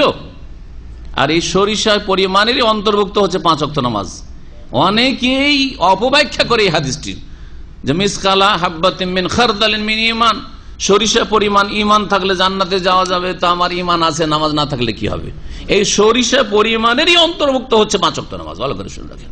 আর তারপরে বাকি ঈমান, আপনার অন্তরে ঈমান আছে, এর বহিঃপ্রকাশ ঘটলো এই সরিষা পরিমাণ 5 ওয়াক্ত নামাজের মাধ্যমে। নামাজই নাই, তাহলে আপনার সরিষা পরিমাণও ঈমান নেই, ভালো করে শুনে রাখেন। সুতরাং কখনো আশা করে বসে থাকবেন না জাতিতে মুসলিম যে নামাজ না পড়লে কি হবে, আমার ঈমান আছে, আরে বিশ্বাস আছে আর আবার কাজ নেই, এটা হইতে পারে? আপনার যদি বিশ্বাস থাকে যে এখানে আলোচনায় বসেছি, খাবারের ব্যবস্থা নেই, রান্না করে রেখে এসছেন, অথবা পকেটে পয়সা নিয়ে এসছেন, হ্যাঁ 10টা রিয়াল যে হোটেলে খেতে হবে, জানা আছে সেই জন্য। দুনিয়ার কাজে তো এই পেটে 250 গ্রাম খাবারের জন্য বিশ্বাসের ভিত্তিতে আপনি কাজ করছেন, আর আপনার আল্লাহ পরকালে বিশ্বাস আছে, জান্নাত জাহান্নাম বিশ্বাস আছে, আর নামাজ নেই। মিথ্যুক না? বেনামাজি অবশ্যই মিথ্যুক যে বলে আমার বিশ্বাস আছে। অবশ্যই মুমিন মুসলিম বেনামাজি হইতে পারে না। কোন সাহাবী বেনামাজি ছিলেন না। সাহাবীর দ্বারা অন্য ভুল হয়ে যেতে পারে, হয়েছে 2-1টা ঘটনা, কিন্তু বেনামাজি সাহাবী পাওয়া যায়নি, কোন নজির পাবেন না, কেউ প্রমাণ করতে পারবেন না। নামাজি মুসলিম হয়, বেনামাজি মুসলিম হয় না। আল্লাহ পাক রব্বুল আলামিন বলছেন তারপরে আযাবি উসিবু বিমান আশা ওয়া রাহমাতি ওয়াসিআত কুল্লা শাই ফাসাআকতুবুহা লিল্লাযিনা ইয়াত্তাকুনা ওয়ায়ুতুনাজ যাকাতা ওয়াল্লাযিনা হুম বিআয়াতিনা ইউমিনুন। এই আয়াত সম্পর্কে মুফাসসিরিনগণ লিখেছেন, যখন এই আয়াতটুকু নাযিল হইল, নবী সাল্লাল্লাহু আলাইহি ওয়াসাল্লাম শোনালেন কি, যে ওয়া রাহমাতি ওয়াসিআত কুল্লা শাই, আমার রহমত সমস্ত বস্তুকে পরিব্যাপ্ত, শামিল। তখন ইহুদি বলল যে তাহলে তো আমরাও রহমত পাবো আল্লাহর। ইবলিস শয়তান বলছে যে আমি কেন বাদ থাকবো, সবকিছুর মধ্যে আমি না? হ্যাঁ, ইবলিস শয়তান বলছে আমিও তো আল্লাহর রহমত পাবো, তো আমি জান্নাত পাবো। তখন আল্লাহ পাক রব্বুল আলামিন এই অংশ নাযিল করে ফাসাআকতুবুহা লিল্লাযিনা ইয়াত্তাকুন, সুতরাং আমি নিশ্চয়ই তা বিধিবদ্ধ করে দেব, এই রহমতকে অবধারিত করে দেব ওই সব লোকদের জন্য যারা ইয়াত্তাকুন, আল্লাহর ভয় করে, আল্লাহর ভয়ে গুনাহ থেকে বাঁচে। আল্লাহর ভয়ে পাপ থেকে ইবলিস বাঁচে না? বাঁচে না, গেল, এক্সিট, খারিজ, ঠিক না? ওয়ায়ুতুনাজ যাকাত, এবং যাকাত প্রদান করে, ওয়াল্লাযিনা হুম বিআয়াতিনা ইউমিনুন, এবং যারা আমার আয়াত সমূহকে বিশ্বাস করে। কোরআনে কারীমের আয়াত ইহুদি বিশ্বাস করে, খ্রিস্টান বিশ্বাস করে, অন্যান্য পৌত্তলিক মুশরিকরা বিশ্বাস করে? বিশ্বাস করে না। অন্য ধর্ম অবলম্বী বিশ্বাস করে? করে না। তাহলে তারা বেরিয়ে গেল না? গেল না। তাহলে আখিরাতের রহমত ফাসাআকতুবুহা অবধারিত করব কার জন্য? হ্যাঁ, একমাত্র মুমিন মুত্তাকির জন্য, যারা আল্লাহকে ভয় করে, গুনাহ থেকে বাঁচে, আর যাকাত দেয়, আর কোরআনে কারীমের আয়াতকে বিশ্বাস করে। ওরা কারা আরো স্পষ্ট করা হচ্ছে। কেউ যদি বলে যে আমি তাওরাতের অনুসারী, আমি ইনজিলের অনুসারী, আমি বিশ্বাসী, আল্লাহ বিশ্বাস করি, আমি যাকাতও দিই, দোয়া দেব, দান খেরাত করব, হ্যাঁ আমিও গুনাহ থেকে বেঁচে থাকি আল্লাহর ভয়ে। আল্লাহ বলছেন আল্লাযীনা ইয়াত্তাবিউনা রাসূলান নাবিয়াল উম্মি। আরো শর্ত আল্লাহ লাগিয়ে দিলেন। ওরা কারা? যাদের জন্য রহমত রয়েছে, আখিরাতের রহমত। আল্লাযীনা ইয়াত্তাবিউন, যারা অনুসরণ করে, আর রাসূলা, রাসূল সাল্লাল্লাহু আলাইহি সাল্লামের, আর নবিয়াল উম্মি, যিনি নিরক্ষর নবী, যিনি অক্ষরের জ্ঞান রাখতেন না, আলিফ বা তা সা ইয়া চিনতেন না, তারপরেও তিনি কোরআনে কারীম নিয়ে এসে লোকজনকে শোনাচ্ছেন, যাতে করে তার এটি মুজিজা হয়, অলৌকিকত্ব হয়। একজন লোক আলিফ বাই চেনে না, অক্ষরের জ্ঞান রাখে না, আর সে শুধু একটি কালাম শোনাচ্ছে, এক বাণী শোনাচ্ছে, শুধু নয় বরং এমন বাণী যেটা সবচেয়ে বেশি অলংকারপূর্ণ, ফাসাহাত এবং বালাগাত, অলংকারে ভরা, শব্দের দিক থেকে, বাক্যর দিক থেকে। আরে অনেকে অন টু পাস, বাংলা কথা বলতে পারে, কিন্তু বাংলা কথা বলতে গিয়ে তার বাংলার অবস্থা খুব খারাপ করে দেয়, ঠিক না? মাতৃভাষা হয়তো বাংলা বাংলা বলে, কিন্তু বাংলার অবস্থা কি তার ভালো থাকে? আপনি তুমি সব মিক্স, একবার আপনি একবার তুমি, হ্যাঁ ঠিক না? জি, মানুষও করেছেন, বস্তুও করেছেন, বুঝা গেছে? এখন আপনাদের সামনে ক্যামেরা রেকর্ড করবেন, একজন বলছে এরকম যে ক্যামেরা এখন রেকর্ড করছেন, ঠিক আছে, বাংলা তো বলছে কি, কিন্তু সহি বাংলা বলো। সাধু চলতি মিশ্রিত সব একাকার। নবী করিম সাল্লাল্লাহু আলাইহি সাল্লামের কোরআনে কারিমে সামান্যতম কোন ভুল কেউ বের করতে পেরেছে? অথচ তিনি অক্ষরের জ্ঞান রাখেন না। তো বাক্যের দিক থেকে কথার দিক থেকে, বাণীর দিক থেকে সবচেয়ে বেশি অলঙ্কারপূর্ণ। অর্থের দিক থেকে কোরআনে কারিমে যে অর্থ এবং বিষয়বস্তুর দিক থেকে তাতে যে সব বিধিবিধান বর্ণনা করা হয়েছে, তাতে যে ভবিষ্যৎবাণী করা হয়েছে বা অতীতের ঘটনাবলী বর্ণনা করা হয়েছে, তিনি জানলেন কি করে? আরব মরুভূমিতে মক্কায় তিনি জন্ম নিলেন, কোনো ভাষাও বুঝেন না, যে অন্যদের কিতাব পড়েছেন, পুস্তক পড়েছেন, পড়ে এই সব অতীতের জ্ঞান লাভ করেছেন। তাহলে এই সব কথা, জুলকারনাইনের ঘটনা, আর আসহাবে কাফের ঘটনা, আর বনি ইসরায়েলের ঘটনা, আর হাবিল কাবিলের ঘটনা, আর আদম আর ইবলিসের ঘটনা ইত্যাদি ইত্যাদি কি করেই তিনি বয়ান করছেন।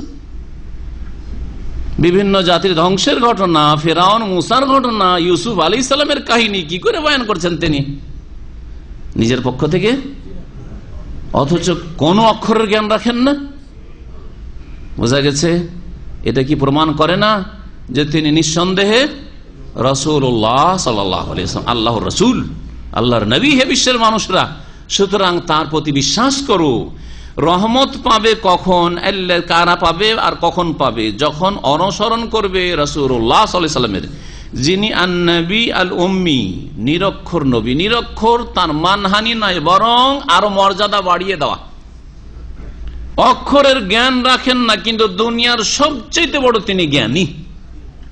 দুনিয়ার সবচেয়ে বড় জ্ঞানী, সবচেয়ে বড় তিনি মুআল্লিম, ওস্তাদ। এটা তার প্রশংসা হইল কি হইল না? প্রশংসা হইল। আল্লাযী ইয়াজিদুনাহু মাকতুবান ইনদাহুম ফিত তাওরাত ওয়াল ইনজিল। আর দেখো কেন তার অনুসরণ করবে না হে ইহুদি খ্রিস্টানরা, অথচ তোমাদের কাছে যে তাওরাত ইনজিল রয়েছে, বাইবেল রয়েছে, তাতে তার সম্পর্কে ভবিষ্যৎবাণী লেখা আছে। যা তারা পাচ্ছে ইহুদি খ্রিস্টানরা, মাকতুবান ইনদাহুম তাদের কাছে লিখিত অবস্থায়, ফিত তাওরাত ওয়াল ইনজিল তাওরাত এবং ইনজিলে। তাই নবী করিম সাল্লাল্লাহু আলাইহি ওয়াসাল্লাম সম্পর্কে ভবিষ্যৎবাণী তাওরাত ইনজিলে আছে, ছিল। এখন বিকৃত হওয়ার পরেও অনেক আছে। জি, অনেক বিধিবিধানে বিকৃতি করেছে, তারা রদবদল করেছে, কিন্তু নবী সাল্লাল্লাহু আলাইহি ওয়াসাল্লাম ভবিষ্যৎবাণীর অনেকটাই আছে। এমন কি এগুলি তো আসমানি কিতাব ছিল, রহিত হয়েছে আর বিকৃত হয়েছে। বিকৃত হয়েছে, আল্লাহ রহিত করেছেন, মানসুখ করেছেন। এমন কি যেগুলি আসমানি কিতাব নয়, বেদ পুরাণ, হ্যাঁ, হিন্দু ধর্মের ধর্মীয় পুস্তক, ধর্মীয় গ্রন্থ, সেগুলি তো নবী মুহাম্মদ সাল্লাল্লাহু আলাইহি ওয়াসাল্লাম সম্পর্কে ভবিষ্যৎবাণী রয়েছে। কিভাবে আসলো? সেগুলি আসমানি কিতাব, আল্লাহর পক্ষ থেকে সরাসরি আসে নাই। তারা অন্যদের সংস্পর্শে এসেছে, যাদের কাছে কিতাব ছিল, তাওরাত ইনজিল ছিল। হ্যাঁ, অন্যান্য জাতি, সে প্যালেস্টাইন থেকে আর্যরা যাক, অথবা পূর্ব ইউরোপ থেকে যাক, অথবা ইরাক থেকে যাক, তিনটি উক্তি রয়েছে এই ক্ষেত্রে। এরা ভারতে গিয়েছে, আর্যরা, এরাই হচ্ছে ব্রাহ্মণ। এরা যখন গিয়েছে এই দেশগুলি থেকে, যেহেতু এই দেশগুলি নবীদের দেশ, আরজুল আম্বিয়া, এইসব দেশ থেকে তারা শেষ নবী মুহাম্মদ রাসূলুল্লাহ সাল্লাল্লাহু আলাইহি ওয়াসাল্লাম সম্পর্কে কিছু যে জ্ঞান শুনেছিল, জেনেছিল, সেগুলি নিয়ে গেছে। তারা নিয়ে যাওয়ার পরে যখন বেদ রচনা করলো আর্যরা, তখন তাতে ওই কথাগুলি শামিল করলো, যে তিনি খাতনা করা হবেন, তিনি মরুভূমিতে আসবেন, তিনি উটের পিঠে চাপবেন, হ্যাঁ হ্যাঁ, তার অনেক ইয়ে হবে, স্ত্রী হবে, ইত্যাদি ইত্যাদি। এইরকম বেদ পুরাণে হযরত মুহাম্মদ সাল্লাল্লাহু আলাইহি ওয়াসাল্লাম এইরকম একটি কিতাব রয়েছে। আর তারপরে আরো বেশ কিছু কিতাব লেখা হয়েছে বিভিন্ন ভাষায়। আল্লাহ পাক রব্বুল আলামিন তারপরে বলছেন যে নবী মুহাম্মদ সাল্লাল্লাহু আলাইহি ওয়াসাল্লাম কি জন্য প্রেরিত হয়েছেন। বলছেন এই আমরুহুম বিল মারুফ, মানব জাতিকে ভালো কাজের নির্দেশ দেন। ভালো কাজ কোনটা? আপনাকে যেটা ভালো লাগে সেটা ভালো নাকি? হ্যাঁ, তো এইটা যদি মানুষের ছেড়ে দেওয়া হয় যে আমাকে যেটা ভালো মনে হচ্ছে সেটা আমি করছি, তাহলে আপনার কাছে যেটা ভালো সেটা আমার কাছে কালো, ঠিক কিনা? আর আমার কাছে যেটা ভালো সেটা আপনার কাছে কালো, ভালো না। তাহলে মানুষের রুচির ওপর ভালো ছেড়ে দেওয়া হয়নি। এই জন্য মারুফ মানে ভালো। মারুফ মা আরাফাহু শারউ, শরীয়তে কোরআন এবং সুন্নায় আল্লাহর বিধানে যে কাজ কথাকে ভালো বলে সেটা ভালো। আর মুনকার, আপত্তিকর, যেটা খারাপ আপনি বলছেন সেটাই খারাপ না, জরুরি না। আমি খারাপ বললেই খারাপ হবে না। আল মুনকার মা আনকারাহু শারউ, শরীয়তে যেটাকে মুনকার আপত্তিকর বলা হয়েছে, হ্যাঁ, পাপ বলা হয়েছে, অন্যায় বলা, সেটা অন্যায়। বুঝা গেছে? এই হচ্ছে মারুফ আর মুনকার। তো নবী মুহাম্মদ সাল্লাল্লাহু আলাইহি ওয়াসাল্লাম ইয়ামুরু বিল মারুফ, ভালো কাজে নির্দেশ দিতেন তাদেরকে, ওয়া ইয়ানহাহুম আনিল মুনকার, তাদেরকে অন্যায় কাজে বাধা দিতেন। এই জন্য এসেছিলেন। ওয়া ইউহিল্লু লাহুমুত তাইয়্যিবাত, এবং তাদের জন্য পাক পবিত্র বস্তুগুলিকে হালাল করার জন্য এসেছিলেন। নবী সাল্লাল্লাহু আলাইহি ওয়াসাল্লামের মিশন কি ছিল, ডিউটি কি ছিল? ভালো জিনিসগুলিকে হালাল করা। তাইয়্যিবাত পাক পবিত্র, পানি তাইয়্যিবাতের অন্তর্ভুক্ত। পানি পান করো, ভাত রুটি যেগুলি শরীরের জন্য উপকারী সেগুলি তাইয়্যিবাত, তোমরা কি করো? ব্যবহার করো, খাও। আর ওয়ায়ুহাররিমু আলাইহিমুল খাবাইস, এবং তাদের উপর খাবাইস নোংরা বস্তুগুলিকে হারাম করার জন্য তিনি এসেছিলেন। খাবাইস খাবিসাতুন বহুবচন, যেগুলি নোংরা, যেগুলি শরীর স্বাস্থ্যের ক্ষতি করে, অর্থের ক্ষতি করে, ঈমান আমলের ক্ষতি করে, আপনার আখেরাত খারাপ করে, হ্যাঁ, পরিবেশ খারাপ করে, হ্যাঁ, তারপরে পরিবারের ক্ষতি করে, ছেলে মেয়েদের ক্ষতি করে, আপনার স্ত্রীর ক্ষতি করে। জি, মদের লাভ করে না ক্ষতি করে? গাঁজায় লাভ করে না ক্ষতি করে? ধূমপানে, মদ গাঁজা তো বলেন, ধূমপান আপনার উপকারী না? উপকারী। আচ্ছা, আপনার স্ত্রীর জন্য ধূমপান পর ওই গন্ধ নিয়ে তার পাশে আপনি বসছেন, শুইছেন, ক্ষতি না লাভ? ক্ষতি। অর্থের ক্ষতি না লাভ? ইমানের ক্ষতি না লাভ? আরে পেঁয়াজ, কাঁচা পেঁয়াজ, কাঁচা রসুন খেলে মসজিদে আসা বারণ, তাহলে এই বিড়ি সিগারেট জর্দা খেয়ে, জর্দা দেওয়া পান খেয়ে মসজিদে আসার অনুমতি কোত্থেকে আসলো? যদি পেঁয়াজ রসুনের গন্ধেই ফেরেশতা এত কষ্ট পায়, নবী করিম সাল্লাল্লাহু আলাইহি ওয়াসাল্লাম বলেছেন, তাহলে এই তামাকের গন্ধে কত ফেরেশতা কষ্ট পায়? ক্ষতি করলেন না ফেরেশতার? কষ্ট দিলেন না ফেরেশতাকে? মুমিন বান্দাদের কষ্ট দেন না? ধূমপান আর জর্দা খাওয়া মুখ দিয়ে পাশের লোক আপনার মুসল্লি কষ্ট পায় না? তাহলে ক্ষতি আর ক্ষতি, ক্ষতি আর ক্ষতি, দিনের ক্ষতি, দুনিয়ার ক্ষতি, অর্থের ক্ষতি, স্বাস্থ্যের ক্ষতি, হ্যাঁ, স্ত্রীর ক্ষতি, ছেলে মেয়ের ক্ষতি, কচি কাঁচা ছোট ছোট বাচ্চা, 1 বছর 2 বছরের বাচ্চা, আর কোলে নিচ্ছেন, আদর করছেন, চুমা দিচ্ছেন, ওই গন্ধের পচা সড়া মুখ দিয়ে সিগারেটের আর ওই জর্দার, এতে ক্ষতি হয় না? হ্যাঁ, এগুলি বুঝে আসে না? তারপরে বলবেন যে মাকরু, মকরু, জর্দা মকরু, ধূমপান মকরু, নাউযুবিল্লাহ। এই জন্য শাইখ ইবনে উসাইমিন রাহমাতুল্লাহ আলাইহি বলছেন যে আজকে থেকে 100 বছর আগে কেউ যদি মকরু বলে থাকে তো ও বেচারা মাজুর। ওই আলেম আল্লাহর কাছে ওজর পেশ করতে পারবে যে আমি বেশি কিছু জানতাম না, মেডিকেল সায়েন্স জানতো না। বুঝা গেছে? কিন্তু আজকালকার যুগে সায়েন্সে এত স্পষ্ট করে মেডিকেল সায়েন্স প্রমাণ করে দিয়েছে যে ধূমপান এবং জর্দা, তামাক জাতীয় জিনিস মানুষের জন্য মোটেই কল্যাণ রাখে না, একেবারে ক্ষতিকর। তারপরেও তাকে বলবে যে মাকরু, আর মাকরু মানে খাও না, কখনো না, নিঃসন্দেহে হারাম। আজকের যুগে কোরআন প্রমাণ করে, রসুলের হাদিস প্রমাণ করে, মেডিকেল সায়েন্স প্রমাণ করে, মুসলিমও একজন সুস্থ মস্তিষ্কের বলবে, আর অমুসলিমরাও সাক্ষী দিচ্ছে যে ধূমপান ভালো জিনিস নয়, সুতরাং সেটা তয়্যিবাত হতে পারে, সেটা খবিস, সেটা নোংরা, সেটা নিকৃষ্ট, সুতরাং খবিসকে ইউহাররিমু আলাইহিমুল খাবাইস। আয়াত নম্বরটা ভালো করে মনে রাখেন, সূরা আরাফ আয়াত নম্বর 157। জি, নবী এসেছিলেন এই জন্য যে পাক পবিত্র বস্তুগুলি হালাল করার জন্য, যে আপনার জন্য হালাল আপনি খান, আর যেগুলি নোংরা খবিস সেগুলিকে হারাম করার জন্য। ওয়ায়াদাউ আনহুম ইসরাহুম ওয়াল আগলাল আল্লাতী কানাত আলাইহিম, আর তাদের থেকে নামিয়ে দেওয়ার জন্য। ওয়াজা আনহু মানে নামিয়ে দেওয়া, বোঝা চেপে আছে, বোঝা মাথা থেকে বা কাঁধ থেকে নামিয়ে দেওয়া, একে ওয়াজা আনহু বলে। তাদের থেকে নামিয়ে দেওয়ার জন্য, ভাব অর্থ তাদেরকে মুক্ত করার জন্য। কি থেকে মুক্ত করার জন্য? ইসরাহুম, তাদের বোঝা, তাদের উপর যে ভার, তাদের উপর যে ভার রয়েছে সেই ভার নামিয়ে দেওয়ার জন্য। ওয়াল আগলাল, গিল্লনের বহুবচন মানে বন্ধন, বন্ধন তাদের খুলে দেওয়ার জন্য, তাদেরকে বন্ধন মুক্ত করার জন্য। তাহলে তাদের ভার এবং বন্ধন মুক্ত করার জন্য নবী মুহাম্মদ সাল্লাল্লাহু আলাইহি ওয়াসাল্লাম প্রেরিত হয়েছিলেন রাসূল হয়ে। আল্লাতী কানাত আলাইহিম, যা তাদের ওপর ছিল, তাদের ওপর যে ভার বোঝা ছিল এবং তাদের যে বন্ধন ছিল, এই থেকে মুক্ত করে দেওয়ার জন্য শেষ নবী এসেছিলেন। তার এই বন্ধন আর ভার কি ছিল? ইহুদিদের দিনে বড়ই কঠোরতা ছিল, বড়ই কি ছিল? কঠোরতা ছিল। যেমন তওবা সম্পর্কে বললাম যে তওবা শুধু মৌখিক তওবা কবুল হবে না, আর অন্তরের তওবা কবুল হবে না। কি করতে হবে? একে অপরকে হত্যা করতে হবে, তারপর তওবা কবুল হবে। তারপরে যদি কেউ কাউকে হত্যা করে, খুন করে, তাহলে দ্বীনে ইসলামে কি বিধান? খুনের বদলে খুন।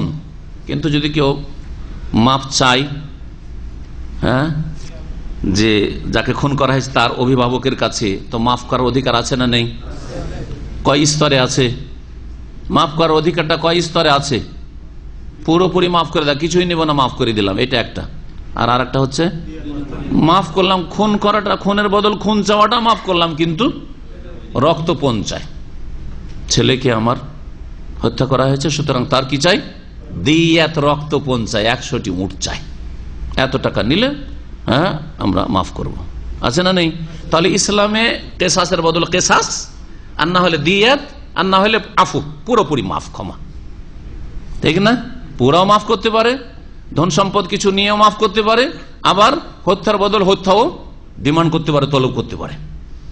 কিন্তু ইহুদিদের ধর্মে হত্যা করেছে, হত্যা, কোনো মাফ নাই, কোনো রক্তপণ নেই। তাহলে যে খুনি হয়েছে তার বেঁচে থাকার কোনো সম্ভাবনা নেই। এই যে ভার, জি, কাপড় যদি নাপাক হয়ে যায় আমাদের ধুয়ে নিতে পারছি, ঠিক না? কিন্তু ইহুদিদের ধর্মে ছিল কাপড় কেটে ফেলে দিতে হবে, যেখানে পেশাব লেগেছে কেটে ফেলে দিতে হবে, শেষ কাপড়, ঠিক না? এইরকম বহু, এইরকমই তাদের বন্ধন, অনেক বন্ধন, শরীয়তি বন্ধন ছিল, অনেক তারা বানিয়ে নিয়েছিল, নিজের আবিষ্কার, বোঝা চাপিয়ে নিয়েছিল। যেমন আজকাল মুসলিম সমাজে এইরকম কাফেরদের অনুকরণে অনেক বোঝা আমরা চাপিয়ে নিয়েছি। বিয়ের সাথে আমাদের খুব সহজ, কিন্তু যৌতুকের বোঝা চাপিয়ে নিয়েছি সমাজে, ঠিক না? বিবাহে, একটা বিবাহে 10-20 লাখ টাকা খরচ হবে, আমরা নিজেরা চাপিয়ে নিয়েছি। মেয়ে পক্ষে 1 পয়সা খরচ নয়, সবগুলি ওদের ওপর চাপিয়ে দিয়েছি, বা সমাজ থেকে আমরা চাপিয়ে নিয়েছি। এগুলি ইহুদি খ্রিস্টানদের অনুকরণ। আল্লাহ পাক রব্বুল বোঝা দিয়েছিলেন অথবা দেননি, তারা নিজেরা নিজেদের উপর চাপিয়ে নিয়েছিল, যেই কাজগুলি এই কঠোরতা অবলম্বন করতে, সাধ্যত কঠোরতা অবলম্বন করব। আর মুসলিম সমাজ তাদের দ্বীনের বিভিন্ন বিধিবিধান খুব সহজ, সেটাকে খুব জটিল করে দিয়েছে। একটা মেয়ে দেখার জন্য শুধু কে দেখবে শরীয়তে? যে ছেলেরা পাত্র, যে বিয়ে করবে সে দেখবে, 10-20 জন বন্ধু বান্ধব নিয়ে আসবে, আর সবাইকে খাওয়াইতে হবে, বোঝা না? হ্যাঁ, ওর বাপ মা, ভাই বেরাদর, আত্মীয় স্বজন সব আসবে, আর 50,000 ওতে ধসে যাবে, বা 1 লাখ টাকা ধসে যাবে, খাওয়াইতে হবে। তারপরে আমাদের অঞ্চলে প্রাথমিক অবস্থাতে এগুলো হয়, তারপরে বাইনামা, বাইনামা বুঝেন কি? কথা পাকা করার জন্য আসবে ওই গ্রামের গণ্যমান্য সব লোকেরা আসবে, আর সব ধুমধাম করে খাবে, বরযাত্রী 200, 250, 300 খাবে। বোঝা না? একটিও বোঝা আল্লাহ দেননি, কোনো বোঝা নেই। এগুলো নবী এসের বোঝা নামাবার জন্য, আর মুসলিমরা নিজেদের উপর বোঝা মন গড়া চাপিয়ে নিয়েছে, যার ফলে আল্লাহ পাকের আযাব নেমে এসছে, যার ফলে মুসলিম জাতির আল্লাহ পাকের আযাব নেমে। নবী করিম সাল্লাল্লাহু আলাইহি ওয়াসাল্লাম এর জন্য বলেছেন, সহিহ বুখারীতে হাদিস, বয়স্তু বিল মিল্লাতিল হানিফিয়াতিস সামহা। কি বলছেন নবী সাল্লাল্লাহু আলাইহি ওয়াসাল্লাম? আমি প্রেরিত হয়েছি এমন দিন, মিল্লাত, এমন মিল্লাত, এমন দিন নিয়ে যেটি হচ্ছে হানিফিয়া, আল্লাহর দিকে ধাবিত দিন, যা আল্লাহর দিকে ধাবিত করে, শিরক মুক্ত করে, দুনিয়া মুক্ত করে, আখিরাত মুখী করে, আর আসামহা, যেটা খুব সহজ, সহজ দিন নিয়ে প্রেরিত হয়। আরো বলেছেন নবী সাল্লাল্লাহু আলাইহি ওয়াসাল্লাম, আদ-দীনু ইউসরুন, ইন্নাদ-দীনা ইউসরুন, দিন হচ্ছে বড় সহজ, ওয়ালা ইউশাদ্দাদ-দীনা আহাদুন ইল্লা গালাবা, দিনের ক্ষেত্রে কেউ যদি বাড়াবাড়ি করে, আল্লাহ দেন আর নিজেরা চাপিয়ে নেবেন, যদি বাড়াবাড়ি করেন, ইল্লা গালাবাহু, তাহলে দিন তাকে পরাস্ত করে দিবে, আছাড় দিয়ে দিবে, আছাড় খেয়ে পড়বে, দিন থেকে বেরিয়ে যাবে। তখন তাওহীদ হারাবে, না হয় কি হারাবে? সুন্নাত হারাবে, বিদাতি হবে, না মুশরিক হবে। তো দিনের ব্যাপারে বাড়াবাড়ি করলে, আর না হলে অনেক ঋণের বোঝা চেপে যাবে, গালাবাহু, পরাজিত হয়ে যাবে। যখন আপনি প্রয়োজনের বেশি আপনি খরচ খরচা করবেন, অথচ আল্লাহ পাক এসব দায়িত্ব দেন নাই, এসব চাপিয়ে নেবেন অথবা চাপিয়ে দেবেন মুসলিমদের উপর, তখন পরাস্ত হইতে হয়। আল্লাহ পাক রব্বুল আলামিন তারপরে বলছেন, ফাল্লাযীনা আমানু বিহি, সুতরাং যারা তার প্রতি ঈমান নিয়ে আসলো, কার প্রতি? নবী উম্মি, নবীর প্রতি, নবীর কথা আলোচনা চলছে। আর রাসূল আর নবী উম্মি, ভালো করে শুনেন, তার কথা আলোচনা চলছে। গুরুত্বপূর্ণ আয়াত। এই আয়াত দিয়ে সমস্ত ধর্মকে রহিত করা হয়েছে। ইসলাম ধর্ম হচ্ছে, দিন ইসলাম হচ্ছে নাসিখ, রহিতকারী। আর সমস্ত দিন, সে আসমানি দিন হোক, আসমানি কিতাব হোক, অথবা মানুষের তৈরি করা দিন হোক, সবগুলি হচ্ছে রহিতকৃত, মানসুখ। কোন দিন দিয়ে যতই ভালো কাজ করে আসুক না কেন, কখনো জান্নাত পাবে না, কখনো মুক্তি পাবে না। এই দুটি আয়াত যে আসছে পাশাপাশি, ভালো করে 157 আর 158। আল্লাহ বলছেন, সুতরাং যারা নবী মুহাম্মদ সাল্লাল্লাহু আলাইহি ওয়াসাল্লামের প্রতি ঈমান নিয়ে আসবে, ওয়া আযযারুহু, এবং তার সম্মান করবে, তার নবীর সম্মান করতে হবে যতটা আল্লাহ সম্মান দিয়েছেন, তার উপরে বাড়িয়ে আল্লাহর গুণ দিয়ে দেবেন না, আর নিচেও নামাবেন না। যারা ফাসিকি করে, ফরজ ওয়াজিব আদায় নবীর তরিকায় চলে, তারা মানহানি করে নবীর, আর নবী সম্পর্কে অতিরঞ্জন বাড়াবাড়ি করে। নবীর ছায়া ছিল না, নবী নূরের পয়দা, নবী না পয়দা হইলে সারা পৃথিবীর আসমান জমিন আরশ কুরসি কিছু পয়দা হইতো না। নবী আলেমুল গায়েব, নবী হাজের নাজির, নবী সবকিছুর মালিক। এরা কি করলো? অতিরঞ্জন বাড়াবাড়ি করলো, তাজিম কেউ করলো না। যদি একজন শেখকে বলেন যে আপনি কিং, বাদশাহ, সম্মান করলেন? বড় তো করলেন, আরো ও বাদশাহ নয়, বাদশাহ বানিয়ে দিলেন, ওকে রাজা বানিয়ে দিলেন। হ্যাঁ, সম্মান করলেন না, মানহানি হইল। তো যার যতটা মর্যাদা নয় তার বেশি বললে কি হয়? মানহানি হয়। হ্যাঁ, ঠাট্টা মজাক করা হয়। জি হ্যাঁ, সেটাও বড় বেয়াদবি। আর তার নিচে নামিয়ে দেন। একজন আলেমকে যদি আপনার মতো সাধারণ মানুষ মনে করেন, হ্যাঁ, আর তা যদি ব্যঙ্গচিত্র করেন, তাহলে সেটাও আপনি বড় অপরাধ করলেন, আপনি বড় অপরাধ করলেন। তো আল্লাহ রাব্বুল আলামিন বলছেন যে নবী করিম সাল্লাল্লাহু আলাইহি ওয়াসাল্লাম প্রতি ঈমান নিয়ে আসবে যারা, এবং তার যারা শ্রদ্ধা সম্মান করবে, ওয়া নাসারুহু, তার সাহায্য করবে, তাহলে তার একটি হক হচ্ছে তার সাহায্য করা। নবী সাল্লাল্লাহু দুনিয়া থেকে চলে, এখন কেমন করে সাহায্য করবেন? তিনি যেই দিন কোরআন সুন্নাহ ছেড়ে গেছেন সেটাকে শক্তিশালী করার চেষ্টা করবেন, আপনার সময় দিয়ে, আপনার কথা দিয়ে, আপনার যে প্রভাব রয়েছে তা দিয়ে, মান সম্মান রয়েছে তা দিয়ে, আপনার দাওয়াত দিয়ে, আপনার অর্থ দিয়ে, আপনার সবকিছু দিয়ে আপনি সেই দিনকে সাহায্য করবেন। দিনকে সাহায্য করা হচ্ছে রাসূলুল্লাহ সাল্লাল্লাহু আলাইহি ওয়াসাল্লামের সাহায্য করা। ওয়াত্তাবাউন নূর আল্লাযী উনজিলা মাহু, এবং সেই নূরের, সেই জ্যোতির অনুসরণ করলো, আল্লাযী উনজিলা মাহু, যা তার সাথে, নবীর সাথে নাজিল করা হয়েছে। তাহলে বোঝা গেল যে নবী নূর না, নবীর সাথে যেটা নাজিল করা হয়েছে, কি নাজিল করা হয়েছে? কোরআন, আসমানি বিধান। আসমানি বিধানকে নূর বলা হয়েছে। কোরআনে কি আছে? নূর আছে নাকি? বলবেন যে কোরআন নূরের পয়দা, বলবেন নাকি যে কোরআন নূরের পয়দা? এটা হ্যাঁ, কোরআন কি নূরের পয়দা? নূর, নূর জ্যোতি যেমন কি করে? পথ দেখায়, আলো দেয়, আপনার জন্য স্পষ্ট করে যে আপনি কোন দিকে যাবেন। অন্ধকারে এইদিকে ওইদিকে কোথাও যেতে পারছেন না, আপনি কোন দিকে যাব, কোন দিকে যে এক্সিট আছে খুঁজেই পাচ্ছেন না। কিন্তু লাইটটা জ্বেলে দিলে, হ্যাঁ, ওইখানে দরজা আছে, ঠিক না? একটা অন্ধকার ঘরে, একটা অন্ধকার বিল্ডিং, এই বিল্ডিংটা পুরো অন্ধকার করে দেন সব দিক থেকে। ওইরকম অবস্থা, যখন বিদ্যুৎ চলে যায় নিচে সবগুলি বন্ধ করে দেয়, আরে খুঁজে পাওয়া যায় না কোন দিকে দরজা আছে না আছে। একটা লাইট জ্বেলে দিলে যে নূর, নূর যখন আসলে রাস্তা পেয়ে গেলেন আপনি। তো কোরআনে কারীম দিয়ে রাস্তা পাওয়া যাবে জান্নাতের, এই অর্থে কোরআনে কারীম নূর। এই অর্থে নবী করিম সাল্লাল্লাহু আলাইহি ওয়াসাল্লাম কেউ যদি নূর বলে, কোনো দোষের কথা নাই। যে নবী করিম সাল্লাল্লাহু আলাইহি ওয়াসাল্লামের অনুসরণ, আনুগত্যের মাধ্যমে জান্নাতের রাস্তা পাওয়া যাবে, তাছাড়া জান্নাতের রাস্তা পাওয়া যাবে না। বোঝা গেছে? তাহলে এখানে কোরআনে কারীমকে নূর বলা হয়েছে। কোরআনে কারীম যেমন হেদায়েতের নূর, তেমনি নবী মুহাম্মদ সাল্লাল্লাহু আলাইহি ওয়াসাল্লাম হেদায়েতের নূর। তিনি নূরের পয়দা না, এটি জাল কথা, মিথ্যা কথা। এবং সেটা যদি আবার বলে আল্লাহর নূর, তাহলে আল্লাহর অংশ বানিয়ে দিয়ে মুশরিক হয়ে যাবে। যেমন খ্রিস্টানরা ইবনুল্লাহ, আল্লাহর পুত্র বলে আল্লাহর অংশ বানিয়েছে ঈসা আলাইহিস সালামকে, তেমনি মুসলিম বিদাতিরা মুহাম্মদ সাল্লাল্লাহু আলাইহি ওয়াসাল্লামকে খোদার নূরে পয়দা, তাদের ভাষায় আল্লাহর নূর বলে তারা শিরকে লিপ্ত হয়েছে। একই আকীদা, বদ আকীদা। খ্রিস্টানদের যেমন বদ আকীদা, ভ্রান্ত আকীদা, তেমনি মুসলিম বিদাতপন্থীদের এটি ভ্রান্ত আকীদা যে আল্লাহর নূর, আল্লাহ নূর, আল্লাহর অংশ। তাহলে নবীকে আল্লাহর অংশ বানিয়ে দিলেন। আল্লাহর অংশ বানিয়ে দেওয়া মানে আল্লাহর শরীক সাব্যস্ত করলেন। যে আল্লাহর শরীক সাব্যস্ত করে সে মুশরিক হয়ে পড়ে। আল্লাহ পাক তারপরে বলছেন, যারা এই কাজগুলি করবে, কি কাজ? নবীর প্রতি ঈমান নিয়ে আসবে, নবীর সম্মান করবে, আর নবীকে সাহায্য করবে, নবীর সাথে যে নূর নাজেল করা হয়েছে কোরআনে কারীম তার অনুসরণ করবে, বোঝা গেছে, তারা উলাইকা হুমুল মুফলিহুন, তারাই হচ্ছে সফল কাম, তারাই হচ্ছে সফল কাম। তাহলে সফলতার জন্য নবী মুহাম্মদ সাল্লাল্লাহু আলাইহি ওয়াসাল্লামের প্রতি ঈমান, তার শ্রদ্ধা সম্মান করা, তার দ্বীনের সাহায্য করা এবং তার সাথে যে কিতাব নাযিল হয়েছে তার অনুসরণ, তা ফলো করা, এটা হচ্ছে সফলতার পথ। আর এই পথে যেহেতু একমাত্র মুমিন মুসলিম যারা সৎকর্মশীল রয়েছে, সুতরাং এই আখিরাতের সফলতা একমাত্র মুমিন মুসলিমের জন্য।